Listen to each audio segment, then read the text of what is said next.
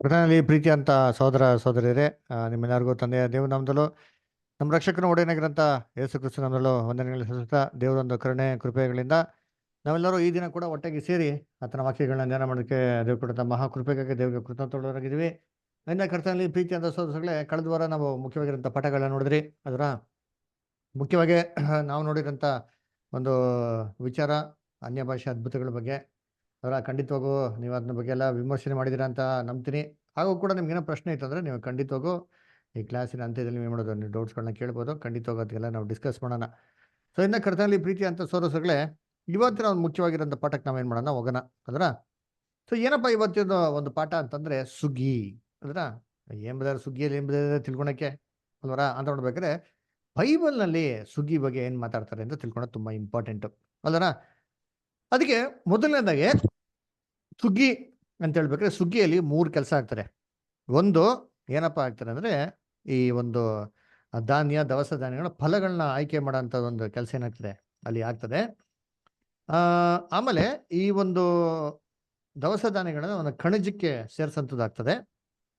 ಆಮೇಲೆ ಮೂರನೇದು ಈ ಒಟ್ಟುಗಳನ್ನ ಈ ಹಣ್ಣುಗಳನ್ನ ಮತ್ತು ದವಸ ಧಾನ್ಯಗಳನ್ನ ಈ ಒಟ್ಟುಗಳನ್ನ ಸಪ್ರೇಟ್ ಮಾಡಿದಾಗ ಈ ಒಟ್ಟು ಉಳಿತಾರಲ್ಲ, ಈ ಒಟ್ಟನ್ನ ಸುಡೋಂಥ ಕೆಲಸ ಏನಾಗ್ತದೆ ಅಲ್ಲಿ ಆಗ್ತದೆ ಅಲ್ವಾ. ಯೇಸು ಕ್ರಿಸ್ತು ಎಲ್ಲರೂ ಸುಗ್ಗಿ ಬಗ್ಗೆ ಮಾತಾಡಿದಾರ ಅಂತಂದ್ರೆ ಯೇಸು ಕ್ರಿಸ್ತು ಸುಗ್ಗಿ ಬಗ್ಗೆ ಮಾತಾಡಿದ್ದಾರೆ. ಎಲ್ಲಪ್ಪ ಮಾತಾಡಿದ್ದಾರೆ ಅಂತಂದ್ರೆ ಓದನ ಮತ್ತೆ 9ನೇ ಅಧ್ಯಾಯ 37-38.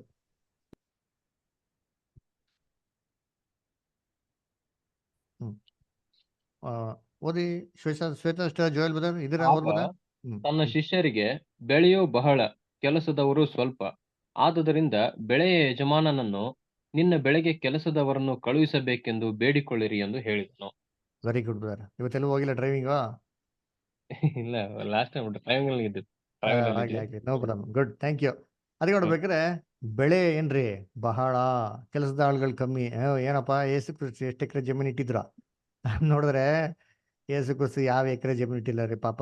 ತಲೆ ಇಡೋಷ್ಟು ಜಾಗ ಇಲ್ಲ ಅಂತ ಹೇಳ್ತಾರೆ. ಆಕಾಶ ಪಕ್ಷಿಗಳಿಗೆ ಗೂಡುಗಳಿದೆ ಅಲ್ವರ, ನರಿಗಳಿಗೆ ಗುದ್ದುಗಳಿದೆ, ಮನುಷ್ಯ ಕುಮಾರನಿಗೆ ತಲೆ ಇಡೋಷ್ಟು ಜಾಗ ಇಲ್ಲ ಪಾಪ. ನೋಡಿದ್ರ ಯೇಸು ಕ್ರಿಸ್ತು ಹುಟ್ಟಿದೆ ಪ್ಲಾಟ್ಫಾರ್ಮ್, ಅವ್ರ ಪಾಪ ಎಲ್ಲಿ ಜಾಗ ಮಾಡಕ್ ಹೋಗ್ತಾರೆ.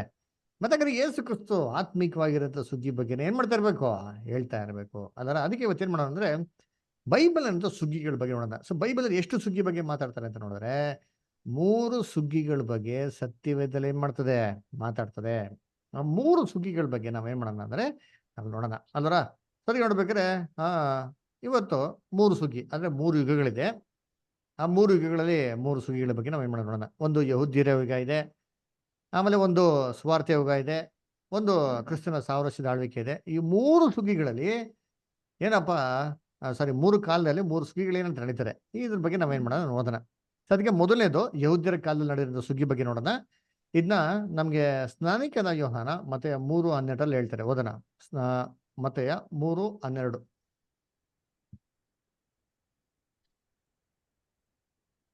ಆತನು ಮೊರವನ್ನು ಕೈಯಲ್ಲಿ ಹಿಡಿದಿದ್ದಾನೆ. ತನ್ನ ಕಣದಲ್ಲಿಯ ರಾಶಿಯನ್ನು ತೂರಿ ಹಸನು ಮಾಡಿ ತನ್ನ ಗೋಧಿಯನ್ನು ಕಣಜದಲ್ಲಿ ತುಂಬಿಟ್ಟುಕೊಂಡು ಹೊಟ್ಟನ್ನು ಆರದ ಬೆಂಕಿಯಲ್ಲಿ ಸುಟ್ಟು ಬಿಡುವನು ಎಂದು ಹೇಳಿದನು. ನೋಡೋರ ಏನಂತಂದ್ರೆ ಏನಂತಾರೆ ಅವ್ರು ಏನ್ ಇಟ್ಕೊಂಡಿದಾರಂತೆ ಕೈನಲ್ಲಿ, ಅದರ ಮೊರವನ್ನು ಇಟ್ಕೊಂಡಿದ್ದಾರೆ. ಹಸನು ಮಾಡಿ ಏನ್ ಮಾಡ್ತಾರಂತೆ, ಎಲ್ಲ ಧಾನ್ಯಗಳನ್ನೆಲ್ಲ ಗೋಧಿಯನ್ನ ಏನ್ ಮಾಡ್ತಾರೆ ಕಣಜಕ್ಕೆ ಸೇರಿಸ್ತಾರಂತೆ. ಒಟ್ಟುಗಳನ್ನ ಏನ್ ಮಾಡ್ತಾರಂತೆಲ್ಲ ಆರ್ದಿರಂತ ಬೆಂಕಿಗೆ ಹಾಕ್ತಾರೆ ಅಂತ ಹೇಳ್ತಾರೆ. ಏನಪ್ಪ ಇದು ಹಂಗಾರೆ? ಇದನ್ನ ಯೋಹನ ಯಾರಿಗಪ್ಪ ಹೇಳಿದ್ದು ಅಂತಂದ್ರೆ ಏನ್ರಿ ಯೇಸು ಕ್ರಿಸ್ತು ಬಂದ್ ಮಾಡಂತ ಕೆಲಸನ ಹೇಳ್ತಾರೆ ಇಲ್ಲಿ ಅದರ. ಸೊ ಇಲ್ಲಿ ಯೋಹಾನ ಮುಖ್ಯವಾಗಿ ಯಾರಿಗಪ್ಪ ಹೇಳ್ತಾರೆ ಅಂದ್ರೆ ಅಲ್ಲಿರೋಂಥ ಫರಿಸಿಯರು ಸದಿಸಿಯರು ಇಸ್ರೇಲ್ ಜನಗಳು ಅಥವಾ ದೀಕ್ಷಾ ತೊಗೊಳಕ್ಕೆ ಬರ್ಬೇಕಾದ್ರೆ ಅವ್ರದ್ದು ನೋಡ್ಬಿಟ್ಟು ಏನ್ ಹೇಳ್ತಾರೆ, ಎಲೆ ಸರ್ಪ ಜಾತಿಗಳವರೇ, ಬರ್ಬೇಕಾದ್ರೆ ಅಂತ ದೇವರ ಕೋಪದಿಂದ ತಪ್ಪಿಸ್ಕೊಳಕ್ಕೆ ನಿಮ್ಗೆ ಮಾರ್ಗನ ತಿಳಿಸಿದವರು ಯಾರು ಅಂತ ಏನ್ ಮಾಡ್ತಾರೆ, ದೇವರ ತೀರ್ಪನ್ನು ಏನ್ ಮಾಡ್ತಾರೆ ಅವ್ರಿಗೆ ಹೇಳಕ್ ಹೋಗ್ತಾರೆ. ಸರಿ ಓದೋಣ. ಮತ್ತೆ 3ನೇ ಅಧ್ಯಾಯ 7-9. ಆದರೆ ಅವನು ಫರಿಸಾಯರಲ್ಲಿಯೂ ಸದ್ದುಕಾಯರಲ್ಲಿಯೂ ಅನೇಕರು ತನ್ನಿಂದ ಸ್ನಾನ ಮಾಡಿಸಿಕೊಳ್ಳುವುದಕ್ಕೆ ಬರುವುದನ್ನು ಕಂಡು ಅವರಿಗೆ, ಎಲೈ ಸರ್ಪ ಜಾತಿಯವರೇ, ಮುಂದೆ ಕಾಣಬರುವ ದೈವ ಕೋಪದಿಂದ ತಪ್ಪಿಸಿಕೊಳ್ಳುವುದಕ್ಕೆ ನಿಮಗೆ ಉಪದೇಶ ಮಾಡಿದವರಾರು? ಹಾಗಾದರೆ ನಿಮ್ಮ ಮನಸ್ಸು ದೇವರ ಕಡೆಗೆ ತಿರುಗಿತೆಂಬುದನ್ನು ತಕ್ಕ ಫಲದಿಂದ ತೋರಿಸಿರಿ. ಅಬ್ರಹಾಮನು ನಮಗೆ ಮೂಲ ಪುರುಷನಲ್ಲವೇ ಎಂಬುವ ಆಲೋಚನೆಯನ್ನ ಬಿಡಿರಿ. ದೇವರು ಅಬ್ರಹಾಮನಿಗೆ ಈ ಕಲ್ಲುಗಳಿಂದಲೂ ಮಕ್ಕಳನ್ನ ಹುಟ್ಟಿಸಬಲ್ಲನೆಂದು ನಿಮಗೆ ಹೇಳುತ್ತೇನೆ. Continue brother.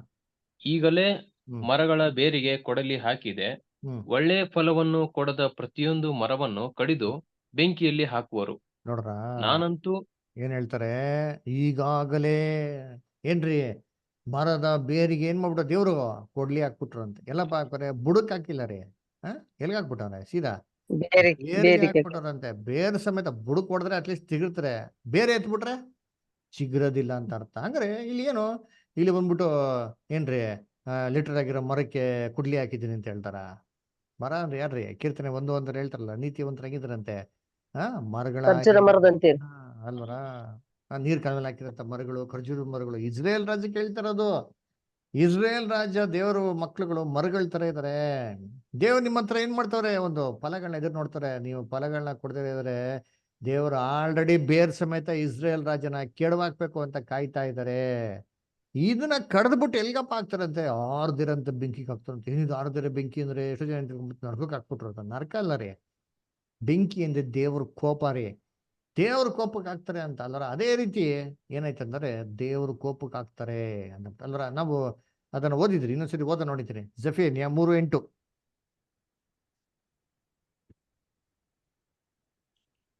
ಜಕರಿಯ ರೀ, ಜಫೇರಿಯಾ ಸಿಸ್ಟರ್, ಜಫೇನಿಯಾ 3:8. ಚೆಫನ್ಯ ಜಫೇನಿಯಾ ಸಾರಿ.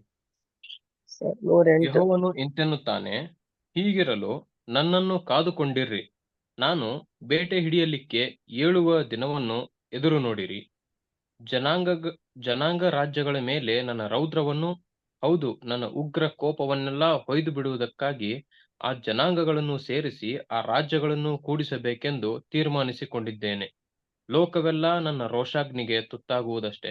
ನೋಡ್ರ, ರೋಷಾಗ್ನಿ ರೋಷಾಗ್ನಿ. ಅದೇ ಅಗ್ನಿ ಅಂದ್ರೆ ಏನ್ರಿ, ಎಲ್ಲ ಬಾಂಬ್ ಹಾಕ್ಬಿಟ್ಟು ಡೆಮಾಲಿಷ್ ಮಾಡೋದಲ್ಲ.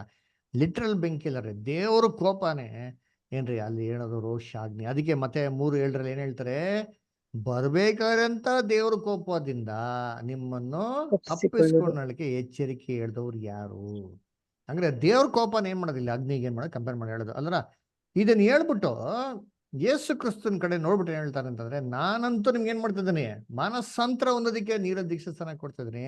ನಾನಾಗಿದ ನಂತರ ಇನ್ನೊಬ್ರು ಬರ್ತಾರೆ ಏನ್ರಿ, ಅವರ ಕೆಳಗಳನ್ನ ಮುಟ್ಟೋದಕ್ಕೇನಿಲ್ಲ ನಂಗೆ ಯೋಗ್ಯತೆ. ಎಲ್ಲ ಅವ್ರು ಏನ್ ಮಾಡ್ತಾರೆ, ನಿಮ್ಗೆ ಪವಿತ್ರಾತ್ಮದಿಂದಲೂ ಬೆಂಕಿಯಿಂದ ಏನ್ ಮಾಡ್ತಾರೆ, ಅಭಿಷೇಕ ಮಾಡ್ತಾರೆ ಅಂತ, ಸ್ನಾನ ಕೊಡ್ತಾರೆ ಅಂತ ಓದಿಂತೀರಿ. ಮತ್ತೆ 3:11 ಸಿಸ್ಟರ್. ನಾನಂತೂ ನಾನಂತೂ ನಿಮ್ಮ ಮನಸ್ಸು ತಿರುಗಿಕೊಳ್ಳಬೇಕೆಂಬುದಕ್ಕೆ ನಿಮಗೆ ನೀರಿನಲ್ಲಿ ಸ್ನಾನ ಮಾಡಿಸುತ್ತೇನೆ. ಆದರೆ ನನ್ನ ಹಿಂದೆ ಬರುವವನು ನನಗಿಂತ ಶಕ್ತನು. ಆತನ ಕೆರಗಳನ್ನು ಹೊರಲಿಕ್ಕೂ ನಾನು ಯೋಗ್ಯನಲ್ಲ. ಆತನು ಪವಿತ್ರಾತ್ಮನಲ್ಲಿಯೂ ಬೆಂಕಿಯಲ್ಲಿಯೂ ನಿಮಗೆ ಸ್ನಾನ ಮಾಡಿಸುವನು. ನೋಡ್ರ, ಆತನ ಮೊರವನ್ನು ಸಾಕು ಸಿಸ್ಟರ್. ಅಂದ್ ಮುಂದಕ್ಕೆ ಆಮೇಲೆ ಓದೋಣ. ಸದ್ಯ ನೋಡ್ಬೇಕ್ರೆ ಆತನಂತೂ ಏನ್ರಿ ಬೆಂಕಿಯಿಂದ ನೀರಿಂದ ಏನ್ ಮಾಡ್ತಾನೆ ಅಲ್ವರ. ಪವಿತ್ರಾತ್ಮ ಕರೆಕ್ಟ್ ಅಲ್ವಾ, ಪವಿತ್ರಾತ್ಮ ಇನ್ನೋದು ಎಂತ ಬೆಂಕಿಯಿಂದ ಅಭಿಷೇಕ ಮಾಡ್ತಾರೆ ಅಂತ ಹೇಳ್ತಾರೆ. ಏನಿದು ಪವಿತ್ರಾತ್ಮ ಅಂದ್ರೆ ಬೆಂಕಿ ಅಭಿಷೇಕ ಅಲ್ವರ. ಎಲ್ಲ ಸಾಮಾನ್ಯ ಏನ್ ತಿಳ್ಕೊಂಡ್ಬಿಟ್ಟಾರೆ, ಎರಡು ಒಂದೇ ಅಂತ ಅನ್ಬಿಟ್ಟು. ಎರಡು ಒಂದೇ ಆಗಿದ್ರೆ ಯಾಕೆ ಎರಡು ಹೇಳ್ಬೇಕಾಯ್ತು ಅಲ್ವರ, ಎರಡು ಬೇರೆ ಬೇರೆ ಅಂತಾನೆ ಅರ್ಥ ಅದರ.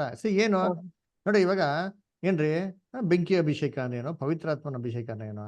ಸರಿ, ಇವಾಗ ನೀರಿನ ದೀಕ್ಷಾಸ್ಥಾನ ನಾವು ಓದಿದ್ರಿ, ಬ್ಯಾಪ್ಟಿಸಮ್ಗೆ ಅಂದ್ರೆ ವಾಟರ್ ಬ್ಯಾಪ್ಟಿಸಮ್. ನೀರಿನ ದೀಕ್ಷಾಸ್ಥಾನ ಅಂದ್ರೆ ನೀರು ಸಂಪೂರ್ಣವಾಗಿ ಏನಾಗಬೇಕು, ಮುಳುಗೋಗ್ಬೇಕು ಅಲ್ವರ. ಇವಾಗ ನೀರು ಸಂಪೂರ್ಣವಾಗಿ ಮುಳುಗಿದ್ರೆ ನಾವ್ ಏನಾಗ್ತೀರಿ, ನಾವು ಒದ್ದೆ ಆಗ್ತಿರೋ ಇಲ್ವಾ, ಸಂಪೂರ್ಣ ನೀರು ಮುಳುಗೋಗ್ಬಿಡ್ತೀವಿ, ಒದ್ದೆ ಆಗ್ಬಿಡ್ತೀರಿ ಅದರ. ಇದೇ ರೀತಿ ಪವಿತ್ರ ಆತ್ಮನಲ್ಲಿ ದೀಕ್ಷಾಸ್ಥಾನ ತಗೊಂಡ್ರೆ ನಾವು ಪವಿತ್ರ ಆತ್ಮದಲ್ಲಿ ಏನಾಗಬೇಕು, ಸಂಪೂರ್ಣವಾಗಿ ಮುಳುಗೋಗ್ಬಿಡ್ಬೇಕು, ಹೌದಾ ಇಲ್ವಾ.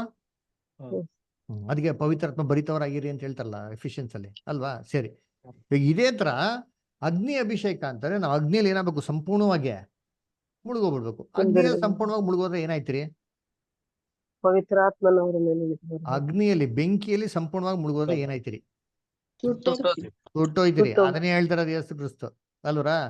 ಎಷ್ಟೋ ಜನ ಪಾಪ ಕ್ರೈಸ್ತವರು ಪಾಪವೆಲ್ಲ ಸುಟ್ಟೋಗ್ಬೇಕು. ಪಾಪ ಅಲ್ಲ, ನಾವೇ ಸುಟ್ಟೋಯ್ತಿರಿ. ಎಷ್ಟೋ ಜನ ಏನ್ ತಿಳ್ಕೊಂಬಿಟ್ಟಾರೆ ಅಂತಂದ್ರೆ, ಈ ಪವಿತ್ರಾತ್ಮನ ಅಭಿಷೇಕ ಈ ಬೆಂಕಿ ಅಭಿಷೇಕ ಎರಡು ಒಂದೇ ತಿಳ್ಕೊಂಬಿಟ್ರೆ.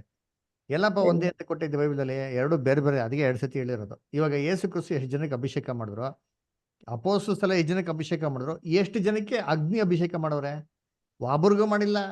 ಯಾಕೆ ಮಾಡಿಲ್ಲ, ಯಾಕಂದ್ರೆ ಎರಡು ಬೇರೆ ಬೇರೆ. ಮತ್ತೆ ನಾವ್ ಏನ್ ಮಾಡ್ಬೇಕು, ಈ ಅಗ್ನಿ ಅಭಿಷೇಕ ಏನಂತ ತಿಳ್ಕೊಬೇಕ್ರಿ, ಎಷ್ಟೋ ಜನ ಪಾಪ ಇದು ಗೊತ್ತಿಲ್ಲದ್ರೆ ಏನ್ ಮಾಡ್ತಾರೆ ದೇವತ್ರ, ಅಯ್ಯೋ fire fire fire let fire fire com ಅಂತ ಅಂದ್ಬಿಟ್ಟು ಅದರ ನಾನು ಒಂದು ವಿಡಿಯೋ ಶೇರ್ ಮಾಡ್ತೀನಿ ನೋಡಿ ಎಲ್ಲ ಏನ್ಬಿಟ್ಟು ಅದು ಪವಿತ್ರಾತ್ಮ ಅಂತ. ಅದ್ರ ಬಗ್ಗೆ ನಾವು ನೆಕ್ಸ್ಟ್ ವೀಕಲ್ಲಿ ನೋಡೋಣ ಪವಿತ್ರಾತ್ಮ ಬಗ್ಗೆ, ಓಕೆನಾ? ಸರಿ, ಏನಿವೆ ನೋಡ್ಬೇಕಾದ್ರೆ ಮತ್ತೆ ಇದು ಯಾರಿಗೆ ಹೇಳ್ತಾರದು ಇದು? ಅಗ್ನಿ ಅಭಿಷೇಕ ಅಂದ್ರೆ ಏನು, ಯಾರಿಗೆ? ಪವಿತ್ರಾತ್ಮನ ಅಭಿಷೇಕ ಅಂದ್ರೆ ಯಾರಿಗೆ, ಏನ್ ಹೇಳ್ತಿರ್ತಾರೆ? ಇದನ್ನ ಹೇಳ್ಬಿಟ್ಟೆ ಏನೋ ಯೇಸು ಕ್ರಿಸ್ತು ಬಂದು ಮಾಡುವಂತ ಕೆಲಸದ ಬಗ್ಗೆ ಹೇಳೋದು. ಅವ್ರ ಕೈನಲ್ಲಿ ಒಂದು ಮೊರ ಇದೆ ಅಂತೆ, ಅದನ್ನ ಏನ್ ಮಾಡೋರು, ಹಸರು ಮಾಡಿ ಏನ್ ಮಾಡ್ತಾರಂತೆ, ತನ್ನ ಗೋಧಿನ ಕಣಜಕ್ಕೆ ಸೇರಿಸಿ ಒಟ್ಟನ್ನ ಏನ್ ಮಾಡ್ತಾರಂತೆ, ಆರದಿಂದ ಬೆಂಕಿಯಲ್ಲಿ ನೋಡಿ ಓದೋದು ಇನ್ನೊಂದ್ಸತಿ ಮತ್ತೆ 3:12 ಆತನು ಮೊರವನ್ನು ಕೈಯಲ್ಲಿ ಹಿಡಿದಿದ್ದಾನೆ, ತನ್ನ ಕಣಜದಲ್ಲಿಯೂ ರಾಶಿಯನ್ನು ತೂರಿ ಹಸನು ಮಾಡಿ ತನ್ನ ಗೋಧಿಯನ್ನು ಕಣಜದಲ್ಲಿ ತುಂಬಿಕೊಂಡು ಹೊಟ್ಟನ್ನು ಆರದ ಬೆಂಕಿಯಲ್ಲಿ ಸುಟ್ಟು ಬಿಡುವನು ಎಂದು ಹೇಳಿದನು. ನೋಡ್ರ, ಗೋಧಿ ಮತ್ತು ಒಟ್ಟನ್ನು ಎರಡು ಬೇರೆ ಬೇರೆ ಮಾಡ್ತಾರಂತರಿ ಅಲ್ವರ? ಸರಿ, ಇದೇನು ಗೋಧಿ ಮತ್ತೆ ಒಟ್ಟು? ಯೇಸು ಕ್ರಿಸ್ತನ ಮರ ಇಟ್ಕೊಂಡು ಲೀಟರ್ ಆಗಿ ಗೋಧಿ ಮತ್ತೆ ಒಟ್ಟನ್ನು ಸಪ್ರೇಟ್ ಮಾಡೋರ ಅಂದ್ರೆ ಇಲ್ಲ. ಅಂದ್ರೆ ಎರಡು ತರ ಗುಂಪಿನ ಜನಾಂಗನ ಯೇಸು ಕ್ರಿಸ್ತ ಏನ್ ಮಾಡಿ ಸಪ್ರೇಟ್ ಮಾಡಿದ್ದು. ಅದಕ್ಕೆ ಯೇಸು ಕ್ರಿಸ್ತ ಮೊದಲನೇ ಬರೀಕಲ್ಲಿ ಬರ್ಬೇಕಾದ್ರೆ ಒಬ್ರು ಗೋಧಿ ತರ ಇದ್ರು, ಒಂದ್ ಗುಂಪಿನ ಜನಾಂಗ ಅಲ್ವರ. ಇನ್ನೊಬ್ರು ಹೆಂಗಿದ್ರು ಅಂದ್ರೆ ಒಟ್ಟಿನ ತರ ಇದ್ರು. ಇವಾಗ ಒಟ್ಟಂದ್ರೆ ಏನು? ಗೋಧಿ ರೇಷನ್ ಗೋಧಿ ತಗೊಂಡ ಅಂತಂದ್ರೆ ಏನಂತಾರೆ, ಆ ಗೋಧಿ ಮೇಲೆ ಒಟ್ಟಿರ್ತದೆ, ಜಲ್ಲಡಿ ಹಿಡಿದ್ರೆ ಸಿಕ್ಕುತ್ತಲ್ಲ ಸರ್ ಒಟ್ಟು. ಅದ್ರ ಒಳಗಡೆ ಕಾಳಿರಲ್ಲ, ಬರೀ ಒಟ್ಟಿರ್ತದೆ ಅಲ್ವರ.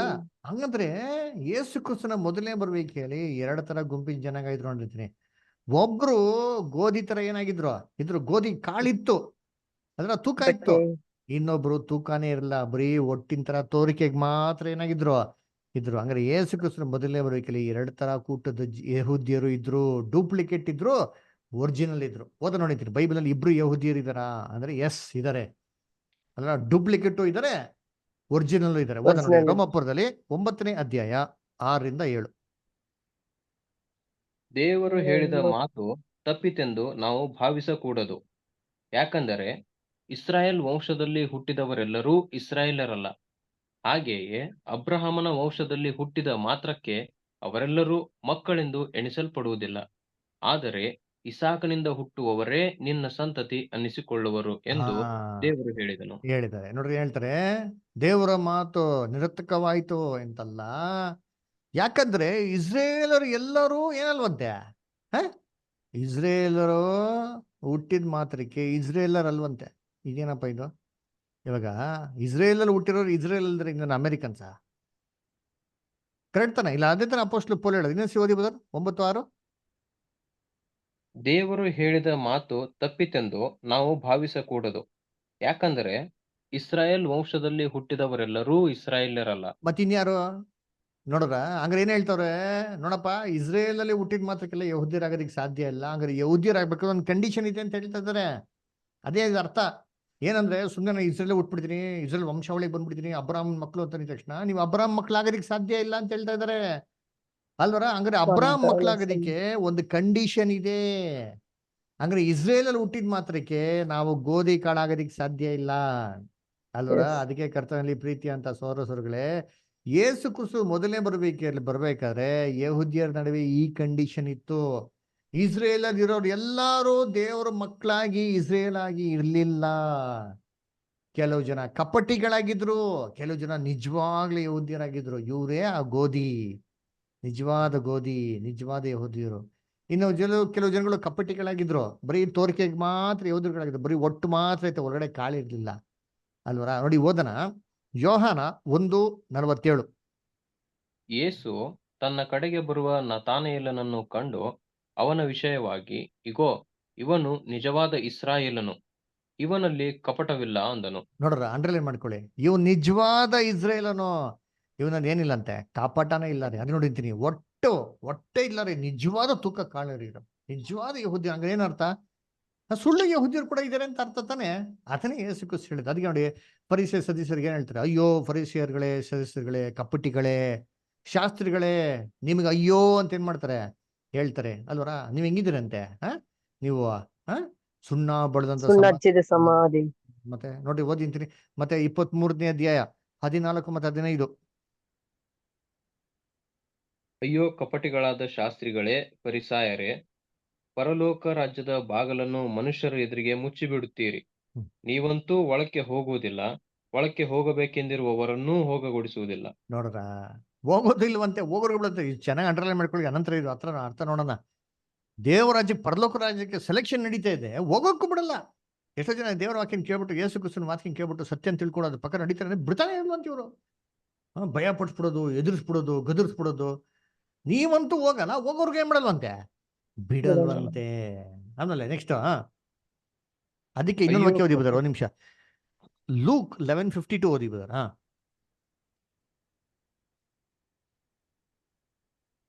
ಲೂಕ್ 11:52.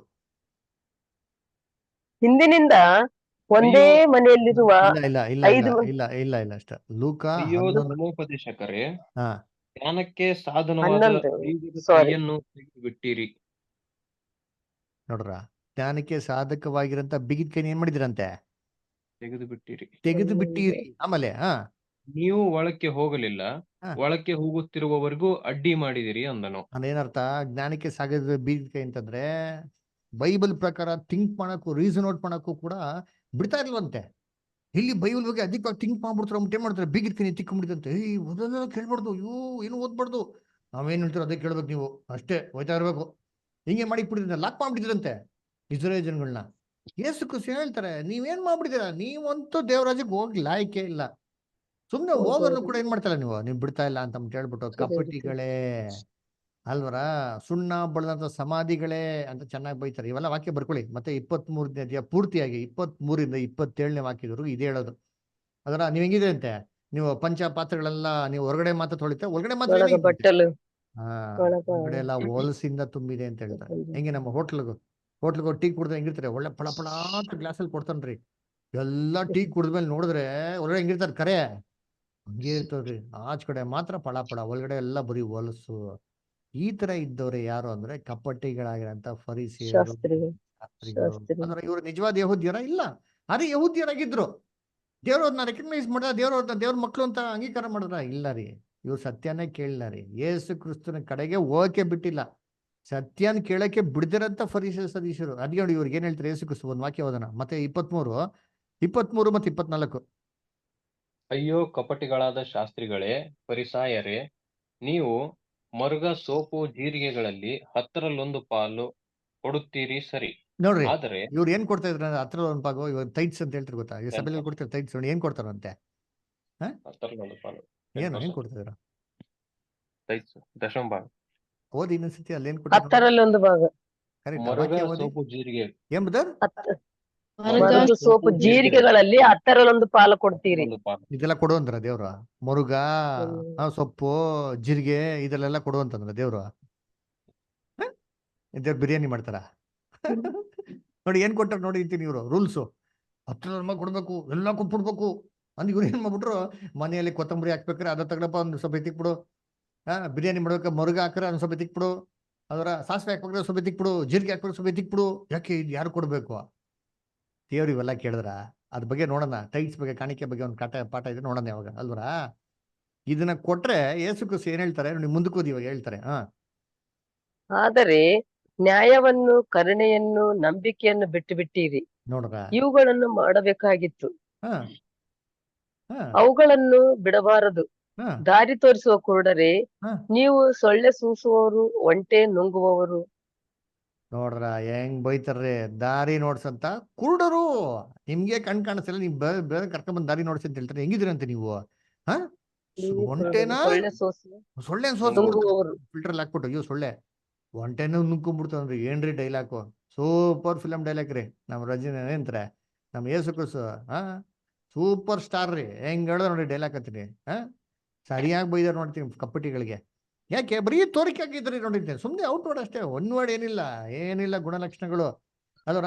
ಸುಮ್ಮನೆ ಸ್ಟ್ರಿಕ್ಟ್ ರೂಲ್ಸ್ ರೆಗ್ಯುಲೇಷನ್ಸ್ ಅಂತಲ್ಲ, ಆದ್ರೆ ಗ್ಲುಕ್ ಅಂತ ಏನ್ ಮಾಡ್ಬಿಡ್ರಂತೆ ಇವ್ರಿಗೆ ಯಾವ್ದು ಬೆನಿಫಿಟ್ ನುಂಗ್ಕೊಂಡ್ಬಿಡುತ್ತೆ. ಅದಕ್ಕೆ ಸುಣ್ಣ ಬಣ್ಣದ ಸಮಾಧಿಗಳೇ, ಹೊರಗಡೆ ತೋರಿಕೆ ಚೆನ್ನಾಗಿದ್ರೆ ಹೊರಗಡೆ ಎಲ್ಲ ಹೊಲಸಾಗಿದೆ ಅಂತ.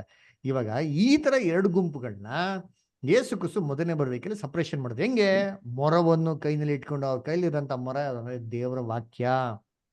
ದೇವ್ರ ವಾಕ್ಯ ಪ್ರಸಂಗ ಮಾಡಿದ ತಕ್ಷಣ ಒಂದು ಗುಂಪಿನ ಜನಾಂಗ ಯೇಸು ಕ್ರಿಸ್ತನ ಬೋಧನೆ ಅಕ್ಸೆಪ್ಟ್ ಮಾಡಿದ್ರು, ಒಂದು ಗುಂಪಿನ ಜನಾಂಗ ಯೇಸು ಕ್ರಿಸ್ತನ ಬೋಧನೆ ಅಕ್ಸೆಪ್ಟೇ ಮಾಡಲಿಲ್ಲ.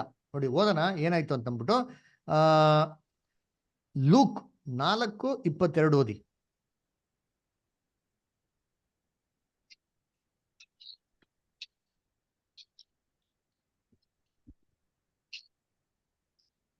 ಎಂದು ಎಂದು ಹೇಳುತ್ತಿರುವಾಗ ಹೇಳುತ್ತಿರುವಾಗ ಎಲ್ಲರೂ ಆತನನ್ನು ಹೊಗಳಿ ಆತನ ಬಾಯಿಂದ ಹೊರಡುವ ಇಂಪಾದ ಮಾತುಗಳಿಗೆ ಆಶ್ಚರ್ಯಪಟ್ಟು, ಇವನು ಯೋಸೇಫನ ಮಗನಲ್ಲವೇ ಎಂದು ಮಾತಾಡಿಕೊಂಡರು. ನೋಡ್ರ ಯೇಸು ಕ್ರಿಸ್ತ ಫಸ್ಟ್ ಟೈಮ್ ಆಲಯದಲ್ಲಿ ಪ್ರೀಚ್ ಮಾಡಿದ ತಕ್ಷಣ ಎಲ್ಲ ಖುಷಿ ಆಗ್ಬಿಡ್ತಾರೆ. ಏನ್ರಿ ಯೋಸೆಫಿನ ಮಗ ಇಷ್ಟು ಚೆನ್ನಾಗಿ ಮಾತಾಡ್ತಾರೆ ಅಂತ ಅಲ್ವರ ಖುಷಿ ಆಗ್ಬಿಟ್ರು.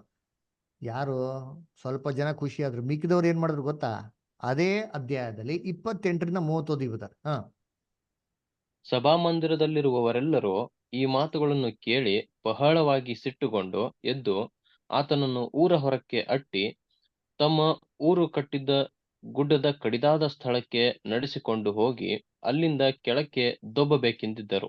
ನೋಡ್ರ ನೋಡ್ರಿ, ಯೇಸು ಕ್ರಿಸ್ತ ಉಪದೇಶ ಕೇಳಿದ ತಕ್ಷಣ ಕೆಲವು ಜನ ಸಂತೋಷ ಪಟ್ರೆ, ಮಿಗ್ದವ್ರು ಏನಪ್ಪ ಡಿಸೈಡ್ ಮಾಡೋರು ಅಂತಂದ್ರೆ, ಎಲ್ಲ ಈ ಮನುಷ್ಯ ಹಿಂಗ್ ಬೋಧನೆ ಮಾಡ್ತಾನಲ್ಲ, ನಮ್ಮ ಟೀಚಿಂಗ್ ಗಳಿಗೆ ಆಪೋಸಿಟ್ ಆಗಿ ಹೇಳ್ತಾನಲ್ಲ ಅಂತ ಅಂದ್ಬಿಟ್ಟು ತಳ್ಕೊಂಡೋಗ್ಬಿಟ್ಟು ಕಡದಾದ ಗುಡ್ಡದ ಕಡೆ ಟಿಪ್ಪಲ್ಲಿ ಕರ್ಕೊಂಡೋಗ್ಬಿಟ್ಟು ಮೇಲಿಕ್ಕಿಂತ ಕೆಳಗಡೆ ತಳ್ಬಿಡೋಣ ಅಂತ ಇದ್ರಂತೆ. ಯೇಸು ಕ್ರಿಸ್ತ ಅವಾಗ ಏನ್ ಮಾಡಿದ್ರು? ಓದಿ ನೋಡೋಣ. ಕಂಟಿನ್ಯೂ. ಆದರೆ ಆತನು ಅವರ ಮಧ್ಯದಲ್ಲಿ ಹಾದು ಹೊರಟು ಹೋದನು. ಅಂಡರ್ಲೈನ್ ಮಾಡ್ಕೊಳ್ಳಿ, ಯಾಕೆ ಯೇಸು ಕ್ರಿಸ್ತ ಒದೆ ತಿಂದಿಲ್ಲ ಇದನ್ನ ಅನಂತರ ಹೇಳ್ತೀನಿ. ಯೇಸು ಕ್ರಿಸ್ತ ಒದೆ ತಿನ್ನಲ್ಲ, ಎಸ್ಕೇಪ್ ಆಗ್ಬಿಟ್ರೆ ನೋಡಿರ್ತೀನಿ ಅಲ್ವರ. ಅದಕ್ಕೆ ನೋಡ್ಬೇಕಾರೆ ಇವರು ಎರಡು ತರ ಗುಂಪು ಏನಾಯ್ತು, ವಾಕ್ಯದಿಂದ ಸಪರೇಟ್ ಆಗ್ಬಿಟ್ರು. ಒಬ್ರು ಅಂಗೀಕಾರ ಮಾಡಿದ್ರು, ಇನ್ನೊಬ್ರು ಏನ್ ಮಾಡ್ಲ, ಅಕ್ಸೆಪ್ಟ್ ಮಾಡ್ಲಿಲ್ಲ. ಅದಕ್ಕೆ ಎಷ್ಟೋ ಜನ ಅಧಿಕಾರಿಗಳಿಗೂ ಕೂಡ ಯೇಸು ಕ್ರಿಸ್ತನ ಬೋಧನೆ ಮೇಲೆ ನಂಬಿಕೆ ಇತ್ತಂತೆ. ಅರೆ ಅವ್ರಿಗೆ ಭಯ, ಏನಪ್ಪ ಭಯ ಅಂದ್ರೆ ಈ ಫರಿಸೇಯ ಸದಸ್ಯರ ಭಯ ಬಂದ್ಬಿಡ್ತದೆ. ಯಾಕೆ? ಯೇಸು ಕ್ರಿಸ್ತನ ನಿಜವಾದ ಸತ್ಯವಾದ ಉಪದೇಶಗಳನ್ನ ಕೇಳಿದ್ರೆ ಇದು ಆ ಆಲಯದಲ್ಲಿರೋಂಥ ಉಪದೇಶಕ್ಕೆ ಏನಾಗಿದೆ, ವ್ಯತ್ಯಾಸವಾಗಿದೆ. ಇವಾಗ ಇದನ್ನ ಕೇಳ್ತಾ ಹೋದ್ರೆ ಏನ್ ಮಾಡ್ತಾರೆ, ಆಲಯದಿಂದ ಹೊರಗಡೆ ಹಾಕ್ಬಿಡ್ತಾರೆ ನಮ್ಮನ್ನ ಅಂತ ಭಯ ರೀ. ಅದರ ಓದಿ ನೋಡಿ, ಯೋಹನ 7ನೇ ಅಧ್ಯಾಯ 46ರಿಂದ 48. ಆ ಓಲೇಕಾರರು, ಈ ಮನುಷ್ಯನು ಮಾತಾಡುವ ರೀತಿಯಲ್ಲಿ ಯಾರೂ ಎಂದೂ ಮಾತಾಡಿದ್ದಿಲ್ಲ ಎಂದು ಉತ್ತರ ಕೊಟ್ಟರು. ಅದಕ್ಕೆ ಫರಿಸಾಯರು, ನೀವು ಮರುಳಾದೀರಾ?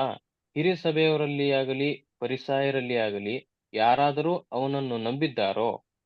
ಧರ್ಮಶಾಸ್ತ್ರವನ್ನರಿಯದಂಥ ಈ ಹಿಂಡು ಶಾಪಗ್ರಸ್ತವಾದದ್ದೇ ಅಂದರು. ಹೇಳ್ತಾರೆ, ಏನೋ ಅರೆಸ್ಟ್ ಮಾಡಕ್ ಹೋದ ಸೋದಿಸ್ತಾರೆ. ಏನ್ ಸರ್ ಅದನ್ನ ಅರೆಸ್ಟ್ ಮಾಡಕ್ ಹೇಳ್ತಿರಲ್ಲ ಸರ್. ಸರ್ ಎಷ್ಟು ಚೆನ್ನಾಗಿ ಮಾತಾಡ್ತಾರೆ ಸರ್ ದೇವ್ರ ವಾಕ್ಯನ.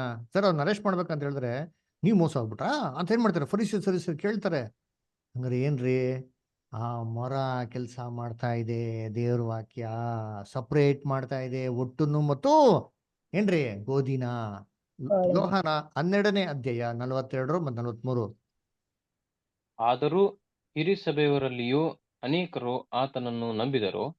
ಆದರೆ ತಮಗೆ ಸಭೆಯಿಂದ ಬಹಿಷ್ಕಾರವಾದೀತೆಂದು ಫರಿಸಾಯರಿಗೆ ಅಂಜಿಕೊಂಡು ಅದನ್ನು ಜನರ ಮುಂದೆ ಹೇಳಲಿಲ್ಲ. ನೋಡ್ರ ಏನಕ್ಕೆ ಭಯ? ಅಯ್ಯೋ ಹೇಳ್ಬಿಟ್ರೆ ಏನ್ ಮಾಡ್ತಾರೆ, ನಮ್ಮ ಸಭೆನ ಹೊರಗಡೆ ಹಾಕ್ಬಿಡ್ತಾರಪ್ಪ, ಬೇಡ ಅಂತ ಏನ್ ಮಾಡಿದ್ರಂತೆ, ಅಂಜಿಕೊಂಡುಗು ಏನ್ ಮಾಡಿದ್ರಂತೆ, ಭಯ ಪಟ್ಕೊಂಡು ಹೇಳಿಲ್ಲ. ಯಾಕೆ? ನೀವೆಲ್ಲ ನಂಬುದ್ರೆ ಯೇಸು ಕ್ರಿಸ್ತನ ಬೋಧನೆಗಳು ನಂಬುದ್ರೆ ಸಭೆಯಲ್ಲಿ ಸೇರಿಸ್ತಾರ? ಸಭೆನ ರೋಡ್ ಹಾಕ್ಬಿಡ್ತಾರೆ. ಅಯ್ಯೋ ಸಭೆ ಬಿಟ್ಟು ಹೋಗ್ಬಿಟ್ರೆ ಏನ್ ಗತಿ ಅಂತಂದ್ಬಿಟ್ಟು ಭಯದಿಂದ ಏನ್ ಮಾಡಿದ್ರು, ಸುಮ್ಮನೆ ಇದ್ರಂತೆ. ಇವಾಗ ನೋಡಿ, ಗೋಧಿ ಮತ್ತೆ ಅಣಜಿ ಎರಡು ಸಪ್ರೇಟ್ ಆಯ್ತು. ಇವಾಗ ನೀವೇ ಹೇಳ್ರಿ, ಇದರಲ್ಲಿ ಒಬ್ರಿಗೆ ಪವಿತ್ರ ಆತ್ಮನ ಅಭಿಷೇಕ ಕೊಟ್ರು. ಯಾರು ಕೊಟ್ರು? ಗೋಧಿ ಕೊಟ್ರ ಅಣಜಿ ಕೊಟ್ರ? ಏನ್ರಿ, ಗೋಧಿ ಕೊಟ್ರ ಒಟ್ಟು ಕೊಟ್ರ? ಗೋಧಿ ಕೊಟ್ಟಿತ್ತು. ಪವಿತ್ರ ಆತ್ಮನ ಅಭಿಷೇಕ. ಮತ್ತು ಒಟ್ಟು ತರ ಇರಂತ ಯಹೂದ್ಯರು ಫರಿಸೇಯರು ಅವ್ರಿಗೆಲ್ಲ ಏನ್ ಕೊಟ್ರು? ಅಗ್ನಿ ಅಭಿಷೇಕ. ದೇವರು ತನ್ನ ಕೋಪವನ್ನು ಯಾರ ಮೇಲಪ್ಪ ಸುರಿಸಿದ್ರು ಅಂತಂದ್ರೆ ಫರಿಸೇಯರ ಸದಸ್ಯರ ಮೇಲೆ ಸುರಿಸಿದ್ರು. ಅದೇ ಪೆಂಟಿಕಾಸ್ಟ್ ಅಲ್ಲಿ ಸಭೆ ಮೇಲೆ ಏನ್ ಸುರಿಸಿದ್ರು? ಪವಿತ್ರ ಆತ್ಮನ ಸುರಿಸಿದ್ರು. ನೋಡ್ರ ದೇವ್ರ ಕೋಪ ಯಹೂದ್ಯರ ಮೇಲೆ ಬಂತು. ನೋಡಿರ್ತೀನಿ ಹೆಂಗ್ ಬಂತು ಅಂದ್ರೆ 70 AD ಜೆರೂಸಲೇಮ್ನ ನಾಶ ಮಾಡಕ್ ಬಿಡ್ತಾರೆ, ಚಿದ್ರಿ ಮಾಡ್ಬಿಡ್ತಾರೆ. ಒಬ್ಬ ಯಹೂದ್ಯನು ಜೀವಂತವಾಗಿ ಉಳಿದ ರೀತಿಲಿ ಮಾಡ್ತಾರೆ. ತಪ್ಪಿಸ್ಕೊಂಡವ್ರು ಗ್ರೇಟ್. ಅದೇ ಯೇಸು ಕ್ರಿಸ್ತ ಹೇಳ್ತಾರಲ್ಲ, ಮನೆ ಮೇಲೆ ಇದ್ದು ಕೆಡೆ ಬರ್ದೇ ಇರ್ಲಿ, ಹೊಲದಲ್ಲಿ ಹಂಗೆ ಓಡೋಗ್ಬಿಡ್ಲಿ ಅಂತ ಹೇಳ್ತಾರಲ್ಲ. ಅದಕ್ಕೆ ಹೇಳೋದು ಯೇಸು ಕ್ರಿಸ್ತ ಭಯಂಕರ ಆಗಿರೋ ದೇವ್ರ ಕೋಪ ಆಮೇಲೆ ಬಂತಂತೆ. 1ನೇ ಥೆಸಲೋನಿಕ 2ನೇ ಅಧ್ಯಾಯ 15 ಮತ್ತು 16.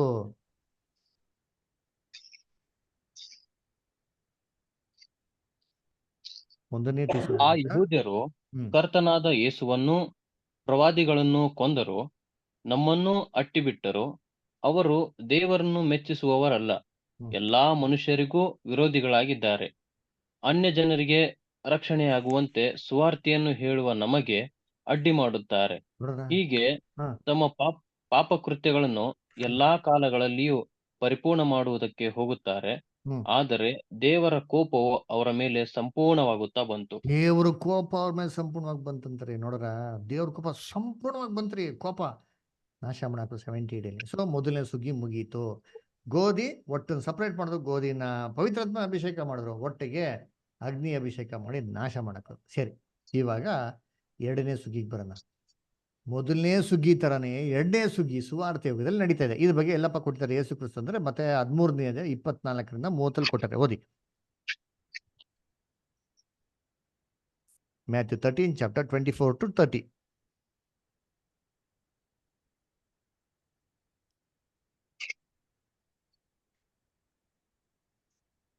ಆತನು ಮತ್ತೊಂದು ಸಾಮ್ಯವನ್ನು ಅವರಿಗೆ ಹೇಳಿದನು. ಅದೇನೆಂದರೆ, ಪರಲೋಕ ರಾಜ್ಯವು ಒಳ್ಳೆಯ ಬೀಜವನ್ನು ತನ್ನ ಹೊಲದಲ್ಲಿ ಬಿತ್ತಿದ ಒಬ್ಬ ಮನುಷ್ಯನಿಗೆ ಹೋಲಿಕೆಯಾಗಿದೆ.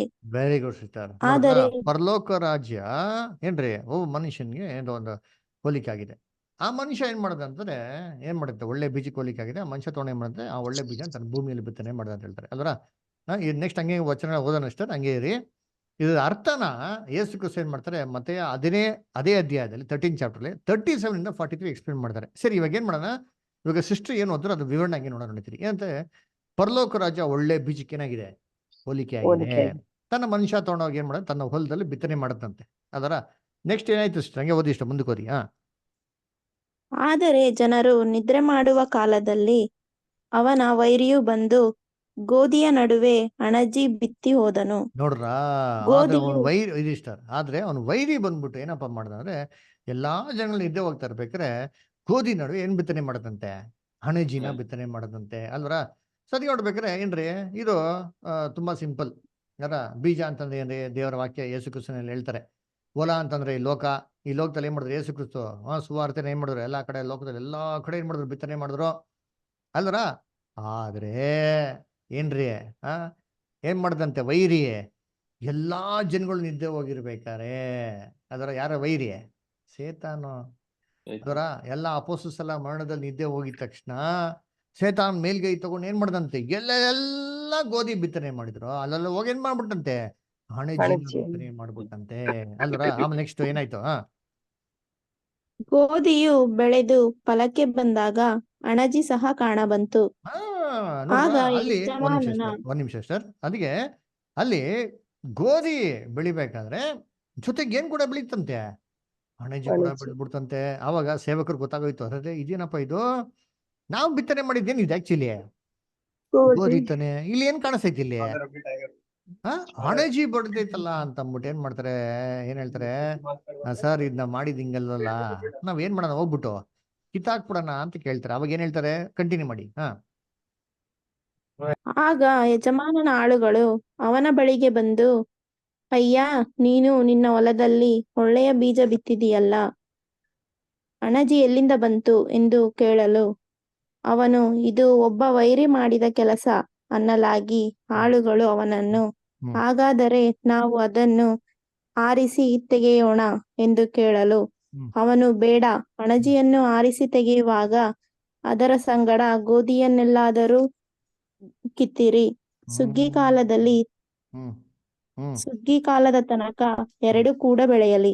ನೋಡ್ರ, ಏನ್ ಹೇಳ್ತಾರೆ, ಇವಾಗ ಕಿತ್ತಾಕಕ್ ಹೋಗ್ಬಿಡಿ, ಕಿತ್ತಾಕಕ್ ಹೋದ್ರೆ ಗೋಧಿ ಕೂಡ ಬಂದ್ಬಿಡ್ತಾರೆ, ಬಿಟ್ಬಿಡಿ ಹಂಗೆ ಅಂತ ಹೇಳ್ತಾರೆ. ಸುಗ್ಗಿ ಕಾಲದಲ್ಲಿ ನಾನು ಏನ್ ಮಾಡ್ತೀನಿ, ನಾನು ಆಳುಗಳಿಗೆ ಹೇಳ್ತೀನಿ ಫಸ್ಟ್ ಏನ್ ಮಾಡಿ ಅಂತ ಹೇಳ್ತಾರೆ. ಓದಿ ಇಷ್ಟ ಮುಂದಕ್ಕೆ ಇವಾಗ. ಸುಗ್ಗಿ ಕಾಲದಲ್ಲಿ ನಾನು ಕೊಯ್ಯುವವರೆಗೆ ಮೊದಲು ಹಣಜಿಯನ್ನು ಆರಿಸಿ ತೆಗೆದು ಅದನ್ನು ಸುಡುವುದಕ್ಕೆ ಒರೆ ಕಟ್ಟಿ ಹಾಕಿ ಗೋಧಿಯನ್ನು ನನ್ನ ಕಣಜಕ್ಕೆ ತುಂಬಿರಿ ಎಂದು ಹೇಳುವೆನು. ನೋಡ್ರ, ಎಂದು ಹೇಳುವೇನೋ ಅಲ್ವರ. ಸರಿ, ಇದು ಅರ್ಥನ ಯೇಸು ಕ್ರಿಸ್ತ ಏನ್ ಮಾಡ್ತಾರೆ, ಅದೇ ಅಧ್ಯಾಯದಲ್ಲಿ 37ರಿಂದ 43 ಹೇಳ್ತಾರೆ. ಇದನ್ನ ನಾವು ಎಷ್ಟೋ ಸತಿ ಓದಿದಿರಿ ಅಲ್ವರ. ಸೊ ಅದಕ್ಕೆ ಗೋಧಿ ಅಂತಂದ್ರೆ ದೇವರಾಜ್ಯದ ಮಕ್ಕಳು, ಹಣಜಿ ಅಂದ್ರೆ ಏನು ಪಿಶಾಚಿನ ಮಕ್ಕಳು ಅಂತ ಏನ್ ಮಾಡ್ತಾರೆ, ಅಲ್ಲಿ ಕ್ಲೀನಾಗಿ ಅಲ್ಲೇ ಏನ್ ಮಾಡ್ತಾರೆ ಅವ್ರು, ಯೇಸು ಕ್ರಿಸ್ತ ಕ್ಲೀನಾಗಿ ನಮ್ಗೆ ಅಲ್ಲಿ ವಿವರಣೆ ಏನ್ ಮಾಡ್ತಾರೆ, ಅಲ್ಲಿ ಕೊಡ್ತಾರೆ ಅಲ್ವರ. ಸರಿ, ಇವಾಗ ಈ ಸೇತಾನ್ ಏನಪ್ಪ ಮಾಡ್ದ ಅಂತಂದ್ರೆ, ಎಲ್ಲಿ ಏನ್ರಿ ಆಲ್ರೆಡಿ ದೇವ್ರ ಮಕ್ಳು ಬಿತ್ತನೆ ಮಾಡಿದ್ರು, ಇದೇ ಜಾಗದಲ್ಲಿ ಏನ್ ಬಿತ್ತನೆ ಮಾಡೋನ್ರಿ, ಹೋಗ್ಬಿಟ್ಟು ಗೋಧಿ ನಡುವೆ ಅಣಜಿ ಬಿತ್ತನೆ ಮಾಡೋಣ. ಎಲ್ಲಿ ಹೋಗಿ ಬಿತ್ತನೆ ಮಾಡ್ದ ಅವನು, ಗೋಧಿ ಎಲ್ಲಿ ಬಿತ್ತನೆ ಆಗಿದೆಯೋ ಅಲ್ಲೇ ಮಾಡ್ದ ಹೊರತು ಕ್ಲೀನ್ ಆಗಿರೋ ಫೀಲ್ಡ್ ಅಲ್ಲ. ಸೊ ಸೇತಾನ್ ಎಲ್ಲ ಕ್ರಿಯೆಗಳು ನೋಡಿಸ್ತಾ ಅಂತಂದ್ರೆ ದೇವರು ಅಪೋಸಸ್ ಉಪಯೋಗಿಸ್ಕೊಂಡು ಲೋಕದಲ್ಲಿ ಎಲ್ಲಾ ಕಡೆ ಕ್ರೈಸ್ತರ ಒಂದು ಬಿತ್ತನೆ ಏನ್ ಮಾಡಿದ್ರು ನಿಜವಾದ ಕ್ರೈಸ್ತವರ ಬಿತ್ತನೆ ಲೋಕದಲ್ಲಿ ಎಲ್ಲಾ ಕಡೆ ಆಯ್ತ್ರಿ ಅಂತೀನಿ. ಆದ್ರೆ ಸೇತಾನ್ ಏನಪ್ಪಾ ಮಾಡ್ದ ಅಂದ್ರೆ ಎಲ್ಲೆಲ್ಲಿ ಹೋಗಿ ಆ ದೇವ್ರ ಮಕ್ಳು ಕೆಲಸ ಮಾಡಿದ್ರು ಆ ಜಾಗದಲ್ಲಿ ಏನ್ ಮಾಡಿದ್ರು ಅಂತೆ ಎಲ್ಲ ಅಣಜಿ ಬಿತ್ತನೆ ಮಾಡ್ಬಿಟ್ಟಂತ್ರಿ. ಬೆಳಿಗ್ಗೆ ಎದ್ದು ನೋಡಿದ್ರೆ ಏನ್ ಕಾಣಿಸ್ತೈತಲ್ಲಿ? ಗೋಧಿಗಿಂತ ಅಣಜಿನೇ ಜಾಸ್ತಿ ಆಗೋಯ್ತು. ಅದಕ್ಕೆ ಕ್ಲೀನಾಗಿ ಗುರ್ತಿನ ಹೆಂಗಾಗೋಯ್ತು. ದೇವ್ರ ಮಕ್ಳಿಗೆ ಏನಂತ ಕೇಳ್ತಾರೆ, ಸ್ವಾಮಿ ಕಿತ್ತಾಕ್ಬಿಡಣ ಅಂತ. ಬೇಡ ಬೇಡ ಬೇಡ ಬೇಡ, ಇವಾಗ ಕಿತ್ತಾಕೋದು ಏನಾಗ್ಬಿಡ್ತದೆ, ಗೋಧಿ ಕೂಡ ಬಂದ್ಬಿಡ್ತದೆ. ಎಷ್ಟು ಜನ ಏನ್ ತಿಳ್ಕೊಂಬಿಟ್ಟಾರೆ, ಬ್ರದರ್ ಇದು ಏನು ಅರ್ಥ ಅಂತಂದ್ರೆ ಸೇತಾನ ಹೋಗಿ ಏನ್ ಮಾಡ್ಬಿಟ್ಟವನೆ ಎಲ್ಲಾ ಕಡೆ ಏನ್ ಮಾಡ್ಬಿಟ್ಟನೆ ಎಲ್ಲಾ ಬೇರೆ ಧರ್ಮಗಳನ್ನ ಮಾಡ್ಬಿಟ್ಟವನೆ, ಬಿತ್ತನೆ ಮಾಡ್ಬಿಟ್ಟವನೆ. ಅದ್ರಲ್ಲಿ ಹೋಗಿ ನಾವೇನ್ ಮಾಡ್ಬೇಕು, ವಾಕ್ಯನ ಬಿತ್ತನೆ ಮಾಡ್ಬೇಕು ಹಂಗ ಹೇಳ್ತಾರೆ. ಇಲ್ಲಿ ಹಂಗೇಳ್ತಾರೆ. ಅಲ್ಲಿ ಏನ್ ಹೇಳ್ತಾರೆ, ದೇವ್ರ ಮಕ್ಳು ಎಲ್ಲಿ ಬಿತ್ತನೆ ಮಾಡೋರು ಸತ್ಯನ ಅಲ್ಲಿ ಹೋಗ್ಬಿಟ್ಟು ಸೇತಾನ ಏನ್ ಬಿತ್ತನೆ ಮಾಡ್ತಾರಂತ ಅಲ್ಲಿ ಸುಳ್ಳುನ ಬಿತ್ತನೆ ಮಾಡ್ತಾರಂತೆ. ನೋಡಿದ್ರ, ಸುಳ್ಳಿರೋ ಜಾಗದಲ್ಲಿ ದೇವ್ರ ಮಕ್ಳು ಬಿತ್ತನೆ ಮಾಡಲ್ಲ ರೀ. ಸೇತಾನ್ ಕೆಲಸ ಅದಲ್ಲ. ಆಡಿ ಸುಳ್ಳಿರೋದು ಅವನೇ ಸತಿ ಕರ್ಕೊಬೇಕು, ಅವ್ನಿಗೆ ಹಂಗೆ ಇಷ್ಟ ಐತೆ ಇರ್ಲಿ ಬಿಡು ಅಂತ ಆರಾಮ್ ಜಾಲಿಯಾಗಿರ್ತಾನೆ ಅಲ್ವರ. ಅದಕ್ಕೆ ಕರ್ತನಲ್ಲಿ ಪ್ರೀತಿ ಅಂತ ಸೋದರಿಗಳೇ, ದೇವರು ಸತ್ಯ ಎಲ್ಲಿದೆಯೋ ಅಲ್ಲೇ ಏನ್ ಮಾಡೋ ಸೇತಾನ್ ತನ್ನ ಕ್ರಿಯೆಗಳನ್ನ ನೋಡ್ಸೋದು ಅಲ್ವರ. ಅದಕ್ಕೆ ಇದು ಯಾವಾಗಪ್ಪ ಆಯ್ತು ಅಂದ್ರೆ ಎಲ್ಲೆಲ್ಲ ಕ್ರಿಶ್ಚಿಯಾನಿಟಿ ಸ್ಪ್ರೆಡ್ ಆಯ್ತೋ ಅಲ್ಲೆಲ್ಲ ಸೇತಾನ್ ತನ್ನ ದುರ್ಬೋಧನೆಗಳನ್ನ ಹಾಕಕ್ ಶುರು ಮಾಡ್ದ. ಅವಾಗ ಏನಾಗೋಯ್ತು, ಗೋಧಿ ಫೀಲ್ಡೇ ಒಟ್ಟೋಯ್ತು, ಅಣಜಿನೇ ಒಟ್ಟು ಕಾಣಿಸ್ಬಿಡ್ತು. ಎತ್ತು ನೋಡ್ದೆ ಕಾಣಿಸೋದು ಫಸ್ಟ್ ಏನ್ರಿ ಅಣಜಿ. ಅದಕ್ಕೆ ಇದು ಆಗಿದ್ ಯಾವಾಗ ಅಂದ್ರೆ ರೋಮನ್ಸ್ ಕಾಲದಲ್ಲಿ. ಯಾವಾಗ ರೋಮನ್ಸ್ ಏನ್ ಮಾಡ್ತಾರೆ, ಇಡೀ ಲೋಕನ ಆಳ್ವಿಕೆ ಮಾಡ್ತಾರೋ, ಕಾನ್ಸ್ಟ್ಯಾಂಟಿನ್ ಅಂತ ಎಂಪರರ್ ಕ್ರಿಶ್ಚಿಯಾನಿಟಿ ಕನ್ವರ್ಟ್ ಆಗ್ತಾನೋ ಎಲ್ಲಾರ್ಗು ಆಫರ್ ಕೊಡಕ್ ಶುರು ಮಾಡ್ತಾನೆ. ಯಾರೆಲ್ಲ ಕ್ರಿಶ್ಚಿಯಾನಿಟಿ ಕನ್ವರ್ಟ್ ಆಗ್ತಿರೋ ನಾನು ಏನ್ ಮಾಡ್ತೀನಿ, ನಿಮ್ಗೆಲ್ಲರಿಗೂ ಕೆಲಸ ಕೊಡ್ತೀನಿ, ಮದುವೆ ಮಾಡ್ತೀನಿ, ಮನೆ ಕೊಡ್ತೀನಿ, ಹೊಲ ಕೊಡ್ತೀನಿ ಅಂದ್ಬಿಟ್ಟು. ಅದಕ್ಕೆ ಕನ್ವರ್ಷನ್ ಅಂತ ಕಾನ್ಸೆಪ್ಟ್ ಬಂದ್ಬಿಡ್ತು. ಅದಕ್ಕೆ ಇವತ್ತು ಲೋಕದಲ್ಲಿ ಎದ್ದು ಕಾಣಿಸೋರು ಯಾರು ಕಾಣಿಸ್ತಾರೆ, ಬರೀ ಸುಳ್ಳು ಕ್ರೈಸ್ತವ್ರೆ. ಅದಕ್ಕೆ ಫಸ್ಟ್ ನೀವು ಕ್ರಿಶ್ಚಿಯನ್ಸ್ ಅಂದ್ರೆ ಎಲ್ಲರೂ ಏನ್ ಮಾಡ್ತಾರೆ, ತೂಚಿ ಅಂತಾರೆ. ಯಾಕೆ ಗೊತ್ತಾ, ಮೈ ಮೇಲೆ ನೆಟ್ಟಿಗೆ ಬಟ್ಟೆಗೆ ಆಗದಿರೋರು ಯಾರು ಕ್ರಿಶ್ಚಿಯನ್ಸು. ಮಾಡೋ ಪಾಪನೆಲ್ಲ ಮಾಡ್ಬಿಟ್ಟು ಎಲ್ಲ ಏಸಿಗೆ ಕೆಲಸ ಮಾಡ್ಬಿಟ್ಟು ಸುಮ್ಮನೆ ಹೋಗ್ಬಿಟ್ಟು ನಮ್ಮ ಪಾಪನೆಲ್ಲ ಕ್ಷಮಿಸು ಅಂತ ಹೇಳ್ಕೊಳೋದು ಯಾರಂತೆ ಇವಾಗ, ಕ್ರಿಶ್ಚಿಯನ್ಸ್.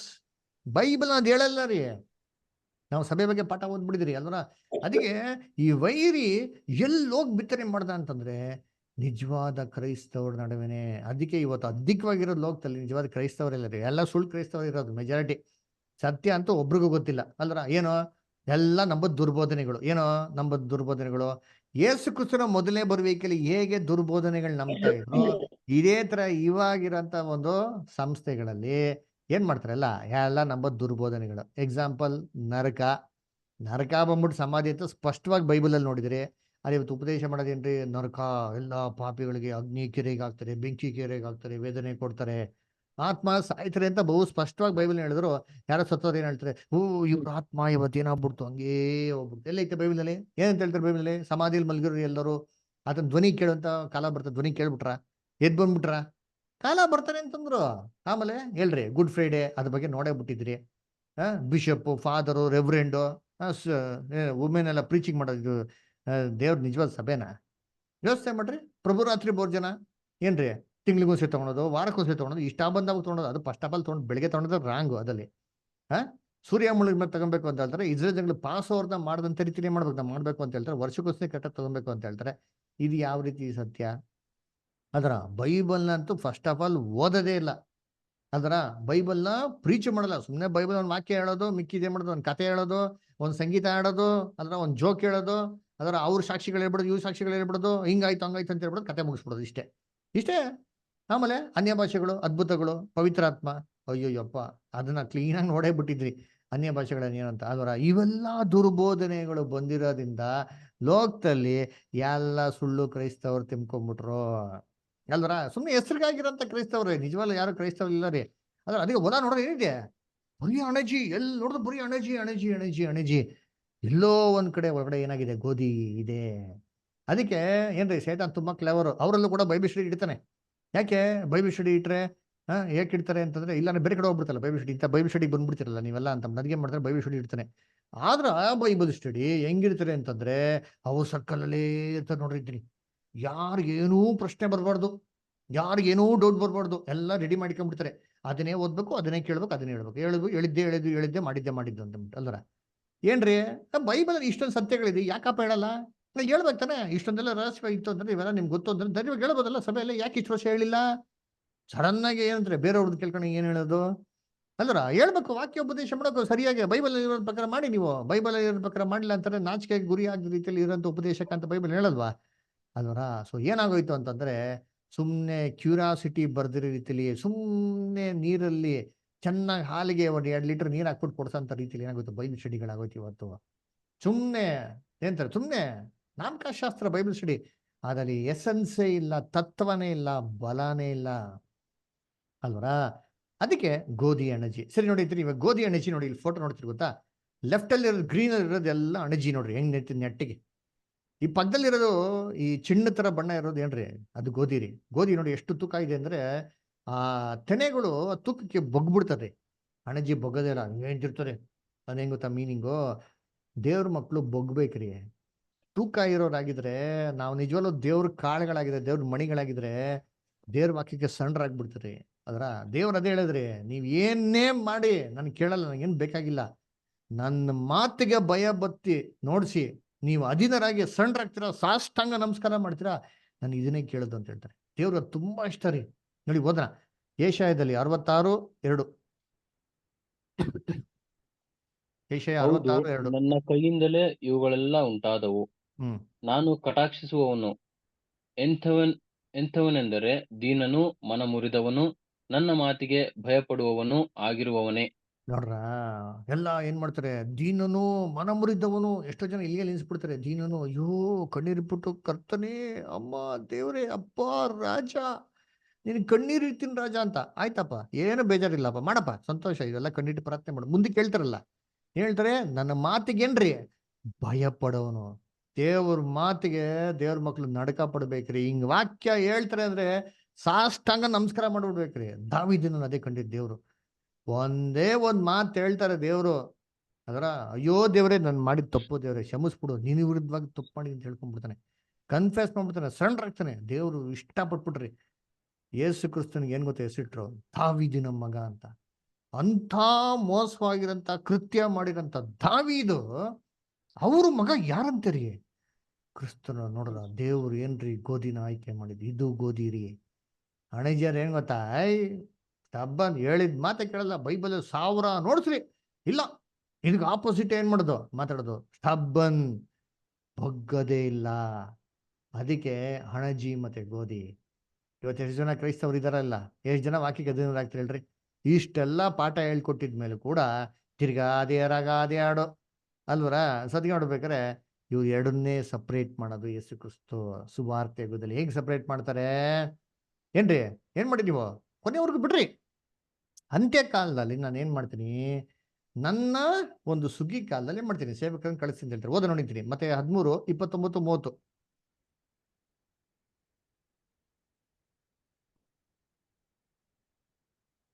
ಮ್ಯಾಥ್ಯೂ 13 ಚಾಪ್ಟರ್ 29 and ಹಣಜಿಯನ್ನು 30. ಆರಿಸಿ ತೆಗೆಯುವಾಗ ಅದರ ಸಂಗಡ ಗೋಧಿಯನ್ನಲ್ಲಾದ್ರೂ ಕಿತ್ತೀರಿ. ಸುಗ್ಗಿ ಕಾಲದ ತನಕ ಎರಡೂ ಕೂಡ ಬೆಳೆಯಲಿ.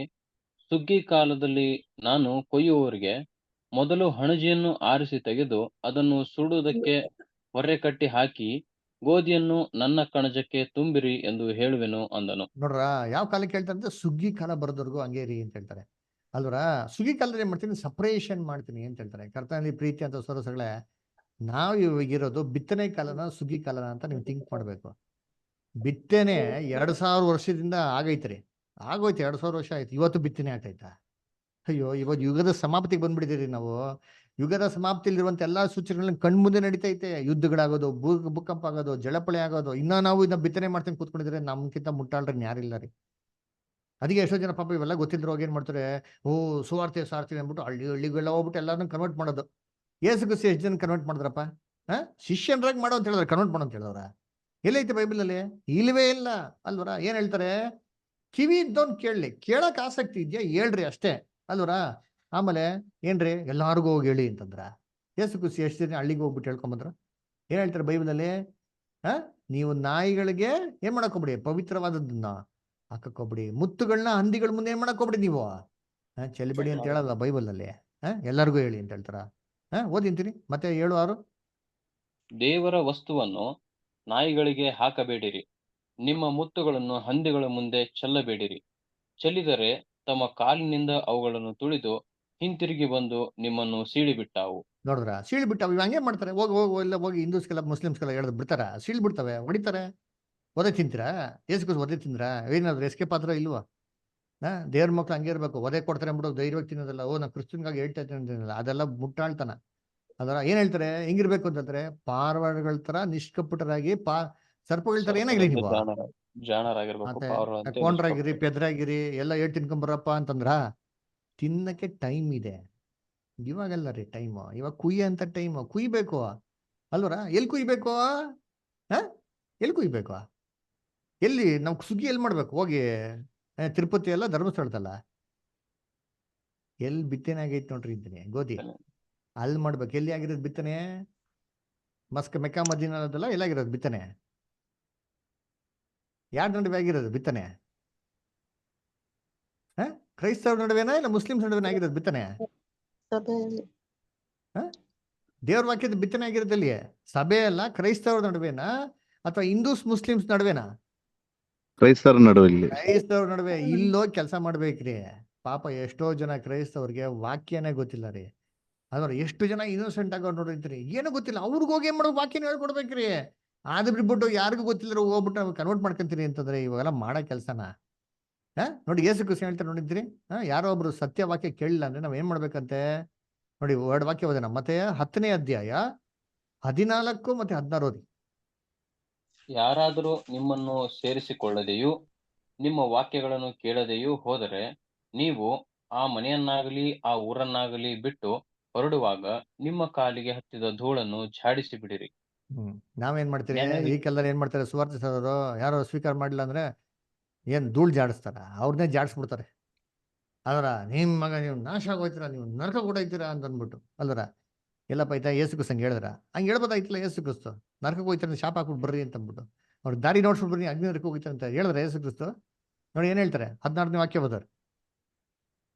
ನೋಡಿರಿ, ತೋಳಗಳ ನಡುವೆ ಕುರಿಗಳನ್ನು ಹೋಗಿಸಿದಂತೆ ನಾನು ನಿಮ್ಮನ್ನು ಕಳುಹಿಸಿಕೊಡುತ್ತೇನೆ.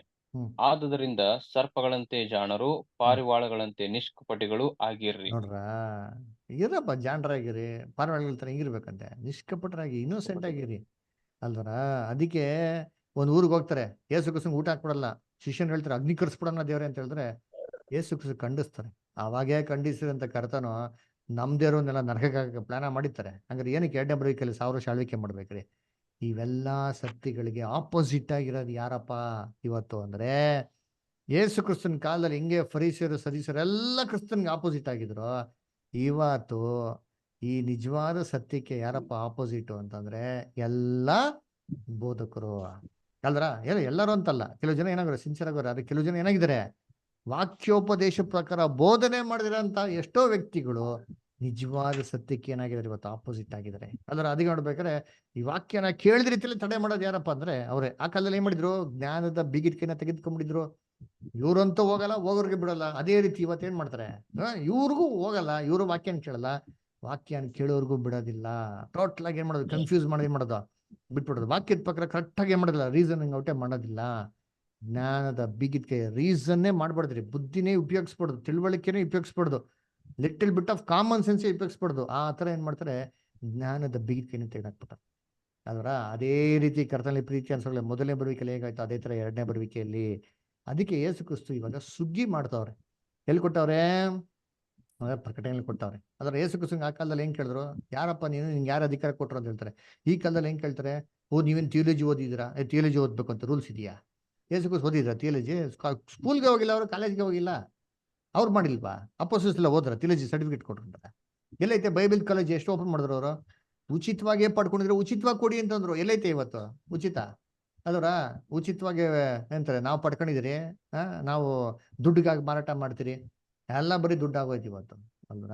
ಕರ್ತನಲ್ಲಿ ಪ್ರೀತಿ ಅಂತ ಸಹೋದರಗಳೇ, ಸುಗ್ಗಿ ಮಾಡ್ಬೇಕು ಇವಾಗ ದೇವ್ರ ಕೆಲಸ. ನೋಡಿ ಓದಿಂತೀನಿ, ಪ್ರಕಟಣೆ 14ನೇ ಅಧ್ಯಾಯ 14ರಿಂದ 16 ಬರ್ತದೆ. ನಾನು ನೋಡಲಾಗಿ, ಇಗೋ, ಪ್ರಕಾಶಮಾನವಾದ ಒಂದು ಮೇಘವು ನನಗೆ ಕಾಣಿಸಿತು. ಆ ಮೇಘದ ಮೇಲೆ ಮನುಷ್ಯಕುಮಾರನಂತಿದ್ದವನೊಬ್ಬನು ಕೂತಿರುವುದನ್ನು ಕಂಡೆನು.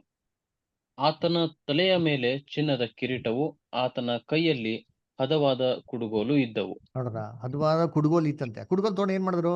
ಕಂಟಿನ್ಯೂ.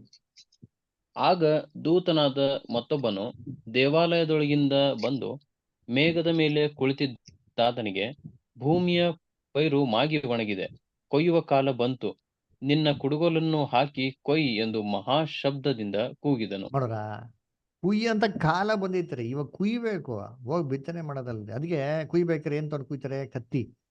ಕತ್ತಿ ತೊಗೊಂಡು ಕುಯ್ದ್ರೆ ಏನಾಗ್ತಾರೆ? ಭೇದ ಭಾವಗಳು ಬಂದೇ ಬರ್ತದ್ರಿ. ಆ ಮೊದಲನೇ ಬರುವಿಕೆಯಲ್ಲಿ ಮೊರ ಇತ್ತು, ಎರಡನೇ ಬರುವಿಕೆಯಲ್ಲಿ ಕತ್ತಿ ಇದೆ. ಕತ್ತಿ ಅಂದ್ರೆ ಏನ್ರಿ? ಇಬ್ಬಾಯಿ ಕತ್ತಿ, ದೇವ್ರ ವಾಕ್ಯ. ಮ್ಯಾಥ್ಯೂ 10 ಚಾಪ್ಟರ್ 34 39 ಕತ್ತಿ ಹೆಂಗಿದೆ ಅಂತೆ.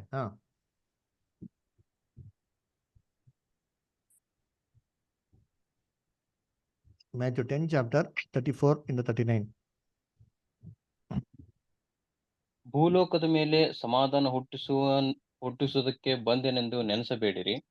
ಸಮಾಧಾನವನ್ನು ಹುಟ್ಟಿಸುವುದಕ್ಕೆ ನಾನು ಬಂದಿಲ್ಲ, ಖಡ್ಗವನ್ನು ಹಾಕುವುದಕ್ಕೆ ಬಂದೆನು. ಹೇಗೆಂದರೆ ಮಗನಿಗೂ ತಂದೆಗೂ, ಮಗಳಿಗೂ ತಾಯಿಗೂ, ಸೊಸೆಗೂ ಅತ್ತೆಗೂ ಭೇದ ಹುಟ್ಟಿಸುವುದಕ್ಕೆ ಬಂದೆನು. ನೋಡ್ರ, ಸತ್ಯ ಎಲ್ಲೋಗ್ತಾರೋ ಭೇದ ಭಾವ ಬರ್ತಾರೆ. ಗಂಡ ಹೆಂಡತಿಗೆ ಬಂದ್ಬಿಡ್ತಾರೆ, ಅತ್ತೆ ಸೊಸೆಗೆ ಬಂದ್ಬಿಡ್ತದೆ. ಒಬ್ರು ಸತ್ಯ ಕೇಳ್ತಾರೆ, ಇನ್ನೊಬ್ರು ಸತ್ಯ ಕೇಳೋವಾಗ ಏನಾಗ್ತಾರೆ? ಫ್ರಿಕ್ಷನ್ ಹಾಗೇ ಆಗ್ತದ್ರಿ. ಅಲ್ಲರ ಸತ್ಯ ಇಬ್ಬಾಯಿ ಕತ್ತಿ ಅಷ್ಟು ಶಾರ್ಪ್ ಆಗಿದೆ. ಯಾಕಂದ್ರೆ ಗೋಧಿನ ಮಾತ್ರ ಏನ್ ಮಾಡ್ತಾರೆ? ಕುಯ್ತಾರೆ. ಹಣೆಜಿನೆಲ್ಲ ಏನ್ ಮಾಡ್ತಾರೆ? ಒಟ್ಟಿಗೆ ಸೇರಿಸ್ಬಿಟ್ಟು ಆರ್ದ್ರೆ ಅಂತ ಬೆಂಕಿಗೆ, ಮೊದಲನೇ ಬೆಂಕಿಯಲ್ಲಿ ನಿಮ್ಗೆ ಆರ್ದ್ರ ಬೆಂಕಿಗೆ ಹಾಕಿದ್ರು ನಾಶ ಮಾಡಿದ್ರು. ಇದೇ ತರ ಇವಾಗ ಯಾರೆಲ್ಲ ಸತ್ಯ ಕೇಳಲ್ಲ ಅವರೆಲ್ಲ ಏನಾಗ್ತಾರೆ? ಅವರೆಲ್ಲ ದೇವ್ರ ಕೋಪಕ್ಕೆ ಏನಾಗ್ತಾರೆ? ಗುರಿ ಆಗ್ತಾರೆ. ನರಕಕ್ಕೇನು ಹೋಗಲ್ಲ, ದೇವ್ರ ಕೋಪಕ್ಕೆ ಗುರಿಯಾಗಿ ಏನ್ ಮಾಡ್ತಾರೆ? ಕ್ರಿಸ್ತನ ರಾಜ್ಯದಲ್ಲಿ ಭೂಲೋಕ ರಕ್ಷಣೆಗೆ ಏನಾಗ್ತಾರೆ? ಎದ್ದು ಬರ್ತಾರೆ. ಅದಕ್ಕೆ ಸುಗ್ಗಿ ಯಾರ ಮುಖಾಂತರ ಮಾಡಿಸ್ತಾರೆ? ನಾನು ದೇವದೂತರು ದೇವ್ರು ಅಂತ ಹೇಳ್ತಾರೆ. ಅಂದ್ರೆ ಪರಲೋಕದಿಂದ ದೇವದೂತರು ಬರ್ತಾರ ಅಂದ್ರೆ ಇಲ್ಲ ರೀ. ಮನುಷ್ಯನ ಸತ್ಯವೇದದಲ್ಲಿ ದೇವದೂತರನ್ನು ಕರೀತಾರೆ. ಹೇಗೆ ಅಂತಂದ್ರೆ, ಇವಾಗ ಯೇಸು ಕ್ರಿಸ್ತನಿಗೆ ಮೊದಲೇ ಬರುವಿಕೆಯಲ್ಲಿ ದಾರಿ ಸಿದ್ಧ ಮಾಡಿದಂತ ದೂತ ಯಾರು? ಸ್ನಾನಿಕನ ದೇವನು. ಎಸ್, ಮನುಷ್ಯನ ದೇವದೂತ ಅಂತ ಕರೀತಾರೆ. ಆಯ್ತರ ಸತ್ಯವೇದದಲ್ಲಿ ದೇವ್ರ ವಾಕ್ಯನ ಯಾರೆಲ್ಲ ಸಾರ್ತಾರೋ ಅವ್ರು ದೇವ್ರ ಮಕ್ಕಳು, ಅವರು ದೇವದೂತರಾಗಿದ್ರಂತೆ. ನೋಡಿ, ಓದೋಣ. ಮಲಾಕಿ 2:7. ಮಲಾಕಿ 2ನೇ ಅಧ್ಯಾಯ 7ನೇ ವಾಕ್ಯ. ಜ್ಞಾನಾನುಸಾರವಾಗಿ ಮಾತಾಡುವುದು ಯಾಜಕನ ತುಟಿಗಳ ಧರ್ಮವಷ್ಟೇ. ಅವನು ಸೇನಾಧೀಶ್ವರ ಯೆಹೋವನ ದೂತನಾಗಿರುವ ಕಾರಣ ಜನರು ಅವನ ಬಾಯಿಂದ ಧರ್ಮೋಪದೇಶವನ್ನು ಕೇಳಿಕೊಳ್ಳತಕ್ಕದ್ದು. ಅವನ ಬಾಯಿನಲ್ಲಿ ಧರ್ಮೋಪದೇಶವನ್ನು ಕೇಳತಕ್ಕದ್ದು. ಯಾರ ಬಾಯಿನಲ್ಲಿ ದೇವರ ಧರ್ಮೋಪದೇಶ ಇದೆಯೋ ಅವರು ದೇವರ ದೂತರ್ರಿ, ದೇವರ ಭಕ್ತರು ಅವರು. ಅದರ ಇವ್ರ ಮುಖಾಂತರ ಏನ್ ಮಾಡೋದು? ಅವ್ರ ಮಾತುಗಳನ್ನ ಮಾತಾಡಿ ದೇವ್ರ ಮಕ್ಳು ಏನ್ ಮಾಡೋದು? ಸುಗ್ಗಿ ಕೆಲಸಗಳನ್ನ ಮಾಡೋದು. ಅದರ separation false from the truth, false Christians from the true Christians. ಅದರ ಇದು ಸ್ವಾರ್ಥ ಯುಗದ ಸುಗ್ಗಿ. ಸರಿ, ಇವಾಗ ನಾವೇನ್ ಮಾಡೋಣ? ಇನ್ನೊಂದು 3 ದಿನ ಸುಗ್ಗಿ ಇದೆ, ಕ್ರಿಸ್ತನ 2ನೇ ಬರುವಿಕೆಯಲ್ಲಿ ಆಗುವಂತ ಸುದ್ದಿ. ಅದರ ಇದೆಲ್ಲಪ್ಪ ಕೊಟ್ಟಿದೆ ಅಂದ್ರೆ ಮತ್ತೆ 25ನೇ ಅಧ್ಯಾಯ 31ರಿಂದ 41ನೇ ವಾಕ್ಯದಲ್ಲಿ ಕೊಟ್ಟಿದೆ. ಇದನ್ನ ಆಡಿ ಓದಿದ್ದೀರಿ ವಾಕ್ಯ ಇದ್ರು ನಿಮ್ಗೆ ಸಂಕ್ಷಿಪ್ತವಾಗಿ ಸಾರಾಂಶ ಒಂದ್ 3 ವಾಕ್ಯ ಓದಿ ಬದ್ರೆ ಹೇಳ್ತೀನಿ. ಮತ್ತೆ 25th ಚಾಪ್ಟರ್ 31 ಇಂದ 41 ಫಸ್ಟ್ 3 ವರ್ಸಸ್ ಓದಿ ಬದ್ರೆ. ಇದಲ್ಲದೆ ಮನುಷ್ಯ ಕುಮಾರನು ತನ್ನ ಮಹಿಮೆಯಿಂದ ಎಲ್ಲಾ ದೇವದೂತರೊಂದಿಗೆ ಕೂಡಿ ಬರುವಾಗ ತನ್ನ ಮಹಿಮೆಯ ಸಿಂಹಾಸನದಲ್ಲಿ ಕೂತುಕೊಳ್ಳುವನು ಮತ್ತು ಎಲ್ಲಾ ದೇಶಗಳ ಜನರು ಆತನ ಮುಂದೆ ಕೂಡಿಸಲ್ಪಡುವರು. ಕುರುಬನು ಆಡುಗಳನ್ನು ಕುರಿಗಳನ್ನು ಬೇರೆ ಬೇರೆ ಮಾಡುವ ಪ್ರಕಾರ ಆತನು ಅವರನ್ನು ಬೇರೆ ಬೇರೆ ಮಾಡಿ ಕುರಿಗಳನ್ನು ತನ್ನ ಬಲಗಡೆಯಲ್ಲಿ ಆಡುಗಳನ್ನು ಎಡಗಡೆಯಲ್ಲಿ ನಿಲ್ಲಿಸುವನು. ನೋಡ್ರ, ಕುರಿ ಮತ್ತೆ ಆಡುಗಳನ್ನ ಸಪರೇಟ್ ಮಾಡ್ತಾರೆ. ಇದು ಏಸುಗೋಸ್ಕರ ಲಿಟರಲ್ ಅಲ್ಲ, ಇದು ನಾವು ಆಡಿ ನ್ಯಾಯ ಕ್ಲಾಸಲ್ಲಿ ಓದಿದ್ರಿ. ಅದಕ್ಕೆ ಕೆಲವೊಂದು ಪಾಯಿಂಟ್ಸ್ಗಳು ಮುಖ್ಯವಾಗಿ ಹೇಳ್ಬಿಡ್ತೀನಿ ಅದರ. ಸೊ ಅವಾಗ ಈ ಕುರಿಗಳನ್ನೆಲ್ಲ ರೈಟ್ ಹ್ಯಾಂಡಿಗೆ ಸೇರಿಸ್ತಾರೆ, ಆಡುಗಳನ್ನೆಲ್ಲ ಲೆಫ್ಟ್ ಹ್ಯಾಂಡಿಗೆ ಸೇರಿಸ್ತಾರೆ ಅಂತಂದ್ರೆ ಯೇಸು ಕ್ರಿಸ್ತು ತನ್ನ ಬರುವಿಕೆಯಲ್ಲಿ ಮಾಡುವಂತ ಕೆಲಸ. ಅದಕ್ಕೆ ಹೇಳ್ತಾರೆ ಹೆಂಗ್ ಮಾಡ್ತಾರೆ ಅಂತಂದ್ರೆ, ಏನ್ರಿ, ನಾನು ಹಸಿದಾಗಿದ್ದೆ, ನೀವು ನಾನು ತಿನ್ನಕ್ಕೆ ಏನ್ ಕೊಟ್ರಿ? ಆಹಾರ ಕೊಟ್ರಿ. ನಾನು ದಾಹವಾಗಿದೆ, ಕುಡಿಯೋದಕ್ಕೆ ನಮ್ಗೆ ಏನ್ ಮಾಡ್ರಿ? ನೀರ್ ಕೊಟ್ರಿ. ನೀರ್ ಕೊಟ್ಟು ನಾನು ವಸ್ತ್ರ ಇಲ್ಲದವನಾಗಿದೆ, ನಂಗೆ ವಸ್ತ್ರ ಕೊಟ್ರಿ. ನಾನು ಸೆರೆಮನೆಯಲ್ಲಿದ್ದೆ, ನೀವು ಬಂದು ಏನ್ ಮಾಡಿದ್ರಿ? ಭೇಟಿ ಮಾಡಿದ್ರಿ. ನಾನು ಅನ್ಯನಾಗಿದ್ದೆ, ನನ್ನ ಬಂದು ಏನ್ ಮಾಡಿದ್ರಿ? ಸ್ವೀಕಾರ ಮಾಡಿದೆ ಅಂತ ಹೇಳ್ತಾರಲ್ಲ, ಅವ್ರು ನಮ್ಗೆ ಯಾವಾಗ ಮಾಡಿದ್ರೆ ದೇವ್ರ ಇವನ್ನೆಲ್ಲ ಕೇಳ್ಬೇಕ್ರೆ? ಕನಿಷ್ಠನಾಗಿರೋಂಥ ಒಬ್ಬ ಮನುಷ್ಯನಿಗೆ ಮಾಡಿದ್ರೆ ಯಾರಿಗ್ ಮಾಡ್ದಂಗೆ? ನನಗ್ ಮಾಡ್ದಂಗೆ. ದೇವ್ರು ನನಗೂ ಮಾಡ್ದಂಗಾಯ್ತು. ನನಗೆ ಎಷ್ಟೋ ಜನ ಏನ್ ತಿಳ್ಕೊಂಡ್ಬಿಡ್ತಾರೆ, ಇದನ್ನ ಇವಾಗೇ ಮಾಡ್ಬೇಕು ಅಂತ ತಿಳ್ಕೊಂಡ್ಬಿಟ್ಟು ಈ ಕೆಲಸನೆಲ್ಲ ಇವಾಗೇ ಮಾಡಕ್ ಶುರು ಮಾಡ್ತಾರೆ. ಜೈಲಿ ಮಿನಿಸ್ಟ್ರಿ ಮಾಡೋದು, ಅನಾಥಾಶ್ರಮ ಓಪನ್ ಮಾಡೋದು, ಹೋಮ್ ಫಾರ್ ದ ಏಜ್ ಮಾಡೋದು, ಅದರ ಬಡತನದವರಿಗೆ ಸಹಾಯ ಮಾಡೋದು, ಅದರ ಊಟ ಇಲ್ದಿರಿಗೆ ಊಟ ಕೊಡೋದು, ಅದರ ಕ್ರಿಸ್ಮಸ್ ಟೈಮಲ್ಲಿ ಏನ್ ಮಾಡೋದು? ಎಲ್ಲರಿಗೂ ಬಟ್ಟೆಗಳನ್ನ ದಾನ ಮಾಡೋದು. ಅದರ ಸರಿ, ಈ ಕೆಲಸ ಯಾರು ಅಪೋಸ್ತಲರು ದೇವ್ರ ಮಕ್ಕಳು ಯಾರು ಮಾಡಿದಾರ? ಯೇಸು ಕ್ರಿಸ್ತು ಮಾಡಿದಾರ? ಎಲ್ಲೂ ಮಾಡಿಲ್ಲ ರೀ. ಅದರ ಹಾಗಾದ್ರೆ ನಾವು ಏನ್ ಮಾಡಬೇಕು? ಇದು ಯಾವಾಗ ಅನ್ವಯಿಸ್ತದೆ? ಆ ವಾಕ್ಯನ ಒಂದ್ಸತಿ ಓದೋಣ. ಮತ್ತಯ್ಯ 25:31. ಮತ್ತ 25:31. ಹ್ಮ್ ಇದಲ್ಲದೆ ಹ್ಮ್ ಮನುಷ್ಯಕುಮಾರನು ಹ್ಮ್ ತನ್ನ ಮಹಿಮೆಯಿಂದ ಎಲ್ಲಾ ದೇವದೂತರೊಂದಿಗೆ ಕೂಡಿ ಬರುವಾಗ ಹ್ಮ್ ತನ್ನ ಮಹಿಮೆಯ ಸಿಂಹಾಸನದಲ್ಲಿ ಕೂತುಕೊಳ್ಳುವನು. ಹಾ ಮತ್ತು ಆಗ ಆಗೋದು ಯೇಸು ಕ್ರಿಸ್ತನ ಎರಡನೇ ಬರುವಿಕೆಯಲ್ಲಿ ಈ ಕೆಲಸ ಆಗೋದು. ಹಂಗ್ರೆ ಎರಡನೇ ಬರುವಿಕೆಯಲ್ಲಿ ಲೋಕದಲ್ಲಿ ಸತ್ಯ ಪುನರ್ತನಕ್ಕೆ ಬರುವಂತ ಎಲ್ಲಾ ಜನಾಂಗದಲ್ಲಿ ಎರಡ್ ತರ ಕ್ಯಾಟಗರಿ ಇರ್ತಾರೆ. ಇದು ಇವಾಗ ಆಗಲ್ಲ ರೀ. ಅದರ ಮಹಿಮೆ ಸಿಂಹಾಸನ ಕೂತ್ಕೊಬೇಕಾಗಂತ ಕೆಲಸ ಅದು ಇವಾಗ ಆಗ್ತದ? ಯೋಚನೆ ಮಾಡಿರ್ತೀನಿ ಅಲ್ರ. ಅದಕ್ಕೆ ಹೇಳ್ತಾರೆ ಯೇಸು ಕ್ರಿಸ್ತ ಎರಡನೇ ಬರಿಕೆಯಲ್ಲಿ ಬರ್ಬೇಕಾರೆ ಇಡೀ ಲೋಕ ಏನಾಗ್ತಾರೆ ಬರ್ತಾರೆ. ಅದಕ್ಕೆ ಹೇಳ್ತಾರಲ್ಲ ಯೋಹನ 10ನೇ ಅಧ್ಯಾಯದಲ್ಲಿ, ನನ್ನ ಒಂದು ಅಟ್ಟಿಗೆ ಸೇರಿದ್ರಂತ ಇನ್ನೊಂದು ಹಿಂಡಿದೆ, ನೀವೆಲ್ಲ ಕುರಿಗಳು ಅಂತ ಹೇಳ್ತಾರೆ. ಅದೇ ಇನ್ನೊಂದು ಏನಂದ್ರೆ ಹಿಂಡಿದೆ, ಅದನ್ನ ನಾನೇನ್ ಮಾಡ್ಬೇಕು? ಸೇರಿಸ್ಕೊಬೇಕು ಅಂತ ಹೇಳ್ತಾರೆ. ಯಾರು? ಲೋಕ ಜನಗಳು. ಲೋಕ ಜನಗಳು ಎಲ್ಲರೂ ಕುರಿಗಳ ತರ ಅವರ? ಕೆಲವು ಜನ ಹೆಂಗಿದ್ದಾರೆ? ಆಡುಗಳ ತರ ಇದ್ದಾರೆ. ಯೇಸು ಕ್ರಿಸ್ತು ಎರಡನೇ ಬರಿಕೆಯಲ್ಲಿ ಬರ್ಬೇಕಾರೆ ಇವರಿಗೆ ಸತ್ಯಗಳನ್ನ ಕೊಡ್ತಾರೆ. ಸತ್ಯಗಳನ್ನ ಕೊಟ್ಟಿದ್ಮೇಲೆ ಸತ್ಯದ ಅನುಸಾರವಾಗಿ ಯಾರು ನಡೀತಾರೋ ಅವ್ರಿಗೆ ಏನ್ ಮಾಡೋದು? ಅವರು ಕುರಿಗಳ ತರ ಗುಣಗಳನ್ನ ಬೆಳೆಸ್ಕೊಂಡ್ರೆ ಅವ್ರಿಗೆಲ್ಲ ಏನ್ ಮಾಡ್ತಾರೆ? ನಿತ್ಯ ಜೀವ. ಅದು ಯಾರು ಕುರಿಗಳ ತರ ಗುಣಗಳನ್ನ ಬೆಳೆಸ್ಕೊಳಲ್ವೋ ಅವ್ರೇನ್ರಿ ಆಡುಗಳ ತರ ಇರ್ತಾರೆ ಅಲ್ವ. ಅದಕ್ಕೆ ಕ್ರಿಸ್ತನ್ ರಾಜ್ಯದಲ್ಲಿ ಏನ್ರಿ ಎಲ್ಲಾರು ಎದ್ ಬರ್ತಾರ್ರಿ. ಆದಾಮಿಂದ ಯೇಸು ಕ್ರಿಸ್ತನ ಎರಡನೇ ಬರಿಕೆವರೆಗೂ 6000 ವರ್ಷದಲ್ಲಿ ಯಾವ ಮನುಷ್ಯ ಎಲ್ಲ ಹುಟ್ಟಿದ್ರು ಅವರೆಲ್ಲ ಏನಾಗ್ತಾರೆ? ಜೀವಂತವಾಗಿ ಏನಾಗ್ತಾರೆ? ಎದ್ದು ಬರ್ತಾರೆ ಅಲ್ವರ. ಅವಾಗ ಜೀವಂತವಾಗಿ ಎದ್ದು ಬರ್ಬೇಕಾರೆ ಇವ್ರಿಗೇನಿರಲ್ಲ? ವಸ್ತ್ರ ಇರಲ್ಲ, ಆಹಾರ ಇರಲ್ಲ, ದಾಹವಾಗಿರ್ತಾರೆ ಅಲ್ವರ. ಏನಿದೆ ವಸ್ತ್ರ, ಏನಿದೆ ಆಹಾರ ಅಂತ ಹೇಳ್ಬೇಕಾರೆ ನೀತಿಯ ವಸ್ತ್ರ ಇರಲ್ಲ. ನೀತಿ ವಸ್ತ್ರ ಏನ್ ಮಾಡ್ಬೇಕು? ಅವ್ರಿಗೆ ಕೊಡ್ಬೇಕು. ಆಹಾರ ಏನ್ರಿ? ಮನುಷ್ಯ ರೊಟ್ಟಿಯಿಂದ ಮಾತ್ರ ಬದುಕೋದಿಲ್ಲ. ಮತ್ತೆ 4 ಕೇಳ್ತಾರಲ್ಲ, ದೇವರ ದೇವರ ದೇವರ ವಾಕ್ಯ ವಾಕ್ಯ ದೇವರ ಬಾಯಿಂದ ವಾಕ್ಯನ ಹೊರಡುವ ಕೊಡ್ಬೇಕು ಅವ್ರಿಗೆ. ಮಾತನ್ನು ದಾಹ ಅಂತಂದ್ರೆ ಜೀವಕರವಾದಂತ ಜಲ. ಬಳಸಿ ಆ ಜಲಕ್ಕೆ ಏನ್ ಮಾಡಿಸ್ಬೇಕು? ಇವ್ರನ್ನ ನಡೆಸ್ಬೇಕ್ರಿ ಅಲ್ವರ. ಇದೇ ಊಟ ಮತ್ತೆ ನೀರು ಅಂತಂದ್ರೆ. ಆಮೇಲೆ ವಸ್ತ್ರ ಅಂದ್ರೆ ಏನ್ರಿ? ನೀತಿಯ ವಸ್ತ್ರ. ನಮ್ಗೆಲ್ಲ ಏನ್ ಮಾಡೋರು? ನೀತಿ ವಸ್ತ್ರ ಕೊಟ್ಟಾರೆ. ಯೇಸು ಕ್ರಿಸ್ತ ಅಂಗೀಕಾರ ಮಾಡಿದಿರಿ. ನಮ್ಗೆ ಯಾರೋ ಒಬ್ರು ಹೇಳೋದು, ಅದಕ್ಕೆ ನಾವು ತಿಳ್ಕೊಂಡಿದಿರಿ. ಅದಕ್ಕೆ ಕ್ರಿಸ್ತನ್ ರಾಜ್ಯದಲ್ಲಿ ಮತ್ತೊಬ್ರಿಗೆ ಏನ್ ಮಾಡ್ಬೇಕು? ಹೇಳ್ಬೇಕು. ಇವಾಗ ಹೇಳ್ದೆ ಕೇಳೋದು ಯಾಗೊತ್ತಾ? ಸೇತಾನ ಬಿಟ್ಬಿಟ್ಟವ್ರೆ. ಸೇತಾನ ಕಟ್ಟಾಕಿರ್ತಾರೆ ಕ್ರಿಸ್ತನ್ ರಾಜ್ಯದಲ್ಲಿ. ಅವಾಗ ಎಲ್ಲಾರು ಕೇಳ್ತಾರ್ರಿ, ಚಿಕ್ಕವರಿಂದ ಮೊದಲ್ಗೊಂಡು ದೊಡ್ಡವರು ಎಲ್ಲಾರು ಯೌವನ ಜ್ಞಾನವನ್ನು ತಿಳ್ಕೊಡು ಅಂತ ಹೇಳ್ತಾರಲ್ಲ ಬೈಬಲಲ್ಲಿ. ಅವಾಗ ನೀತಿ ವಸ್ತ್ರ ಕೊಟ್ರೆ ಎಲ್ಲಾರು ಏನ್ ಮಾಡ್ತಾರೆ? ಅಂಗೀಕಾರ ಮಾಡಿ ಕ್ರಿಸ್ತನ ಮಾರ್ಗದಲ್ಲಿ ಏನ್ ಮಾಡ್ತಾರೆ? ನಡೀತಾರೆ. ಇವಾಗ ನಮ್ಮ ನೀತಿ ವಸ್ತ್ರ ಹೆಂಗಿದೆ? ಏಷ್ಯಾ 61:10 ಹೇಳಿದಂಗೆ ಚಿಂದಿ ಬಟ್ಟೆ ತರ ಇದೆ. ಅದರ ಅವ್ರದ್ದು ಹೆಂಗಿದೆ ಅಂತೆ? ಅದರ ನೀತಿ ವಸ್ತ್ರ. ಆಮೇಲೆ ಸೆರೆ ಮನೆ ಏನ್ರಿ? ಮರಣದ ಸೆರೆ ಮನೆ. ಎಷ್ಟೋ ಜನ ಏನಂತಾರೆ ಸಮಾಧಿಯಲ್ಲಿ ಮಲ್ಗೋರು ನೋಡ್ತೀನಿ. ಆ ಸತ್ತೋರೆಲ್ಲ ಎದ್ ಬರೋಕೆ ನಾವೇ ಮಾಡಬೇಕು? ಪ್ರಾರ್ಥನೆ ಮಾಡ್ಬೇಕು ಅಲ್ವರ. ಆ ಸಮಾಧಿ ತಾನೆ ನಡ್ಕದಲ್ಲಿ ಹೋಗ್ಬಿಟ್ರಿ ಅಂತಾನ. ಕರ್ತನಲ್ಲಿ ಪ್ರೀತಿ ಅಂತ ಸ್ವರ್ಗಲೆ ಈ ಗುಣ ಕ್ರಿಸ್ತನ ರಾಜ್ಯದಲ್ಲಿ ಯಾರೆಲ್ಲ ನೋಡ್ತಾರೋ ಅವರೇ ದೇವ್ರ ಮಕ್ಳಾಗೋದು, ಕುರಿಗಳ ತರ ಅದರ. ಅದಕ್ಕೆ ನೋಡ್ಬೇಕ್ರೆ ಅವ್ರಿಗೆಲ್ಲ ಏನ್ ಶಿಕ್ಷೆ ಕೊಡ್ತಾರೆ? ಕುರಿಗಳ ತರ ಇಲ್ದಿರೋರ್ಗೆ ಓದ ನೋಡಿಂತೀನಿ ಇಲ್ಲಿ ಮತ್ತೆಯ 25:34. ಮತ್ತೆ 25:34.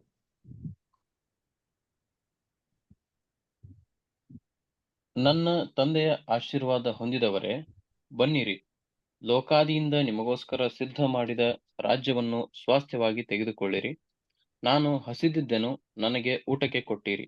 ಓಕೆ ನಾನು ಬಾಯಾರಿದ್ದೆನು. ಓಕೆ, ಒಂದ್ ನಿಮಿಷ ಬ್ರದರ್, ಇದು ನೋಡೋಣ. ಸೊ ಲೋಕಾದಿಂದ ಸಿದ್ಧ ಮಾಡಿದಂತ ರಾಜ್ಯವನ್ನು ತೆಗೆದುಕೊಳ್ಳಿ ಅಂತ ಹೇಳ್ತಾರೆ. ಪರಲೋಕಕ್ಕೆ ಬನ್ನಿ ಅಂತ ಹೇಳ್ತಾರ. ರಾಜ್ಯ ಎಲ್ಲಿ ಸಿದ್ಧ ಮಾಡಿದ್ದು? ಭೂಲೋಕದಲ್ಲಿ. ನೀನು ರಾಜ್ಯ ಒಬ್ಬರದು ಹಾಗೆ ನಿನ್ ಚಿತ್ತ ಪರಲೋಕದಲ್ಲಿ ಇರ್ಬೇಕಾದ್ರೆ ಭೂಲೋಕದಲ್ಲಿ ಆಗಲಿ ಅಂತ ಆ ರಾಜ್ಯನ ಮನುಷ್ಯನ್ ಕೊಡ್ತಾರಂತೆ. ಅದರ ಸರಿ, ವಾಕ್ಯದ ಪ್ರಕಾರ ನಡೆದಿರೋರಿಗೆ ಆಡುಗಳಿಗೆ ಏನ್ ಕೊಡ್ತಾರೆ ಶಿಕ್ಷೆ? ಅದನ್ನು ಓದ್ಬಿಡೋಣ. Matthew 25:41 brother. ಅದಕ್ಕೆ ಅರಸನು, ಈ ನನ್ನ ಸಹೋದರರಲ್ಲಿ ಕೇವಲ ಅಲ್ಪನಾದವನೊಬ್ಬನಿಗೆ ಏನೇನು ಮಾಡಿದಿರೋ ಅದನ್ನು ನನಗೂ ಮಾಡಿದ ಹಾಗಾಯಿತು ಎಂದು ನಿಮಗೆ ಸತ್ಯವಾಗಿ ಹೇಳುತ್ತೇನೆ ಅನ್ನುವನು. 41st verse brother. ಹಂಗೆ ಆಮೇಲೆ ಆತನು ಎಡಗಡೆಯಲ್ಲಿರುವವರಿಗೆ, ಶಾಪಗ್ರಸ್ತರೇ, ನನ್ನನ್ನು ಬಿಟ್ಟು ಪಿಶಾಚನಿಗೂ ಅವನ ದೂತರಿಗೂ ಸಿದ್ಧ ಮಾಡಿರುವ ನಿತ್ಯ ಬೆಂಕಿಯೊಳಕ್ಕೆ ಹೋಗಿರಿ. ನಾನು ಪಿಶಾಚನಿಗೂ ಮತ್ತೆ ಅವರ ದೂತರಿಗೆ ಮತ್ತೆ ನಿತ್ಯ ಬೆಂಕಿ. ಯಾವ್ದಿದು? ಪ್ರಕಟಣೆ 20ನೇ ಅಧ್ಯಾಯ 14ನೇ ವಾಕ್ಯದಲ್ಲಿ ಓದಿದ್ರಿ. ಇದು 2ನೇ ಮರಣ. ಓದಿ ಬ್ರದರ್, ಪ್ರಕಟಣೆ 20ನೇ ಅಧ್ಯಾಯ 14ನೇ ವಾಕ್ಯ. ಆಮೇಲೆ ಮೃತ್ಯುವು, ಪಾತಾಳವು ಬೆಂಕಿಯ ಕರೆಗೆ ದೊಬ್ಬಲ್ಪಟ್ಟವು. ಆ ಬೆಂಕಿಯ ಕರೆಯೇ ಎರಡನೆಯ ಮರಣವು.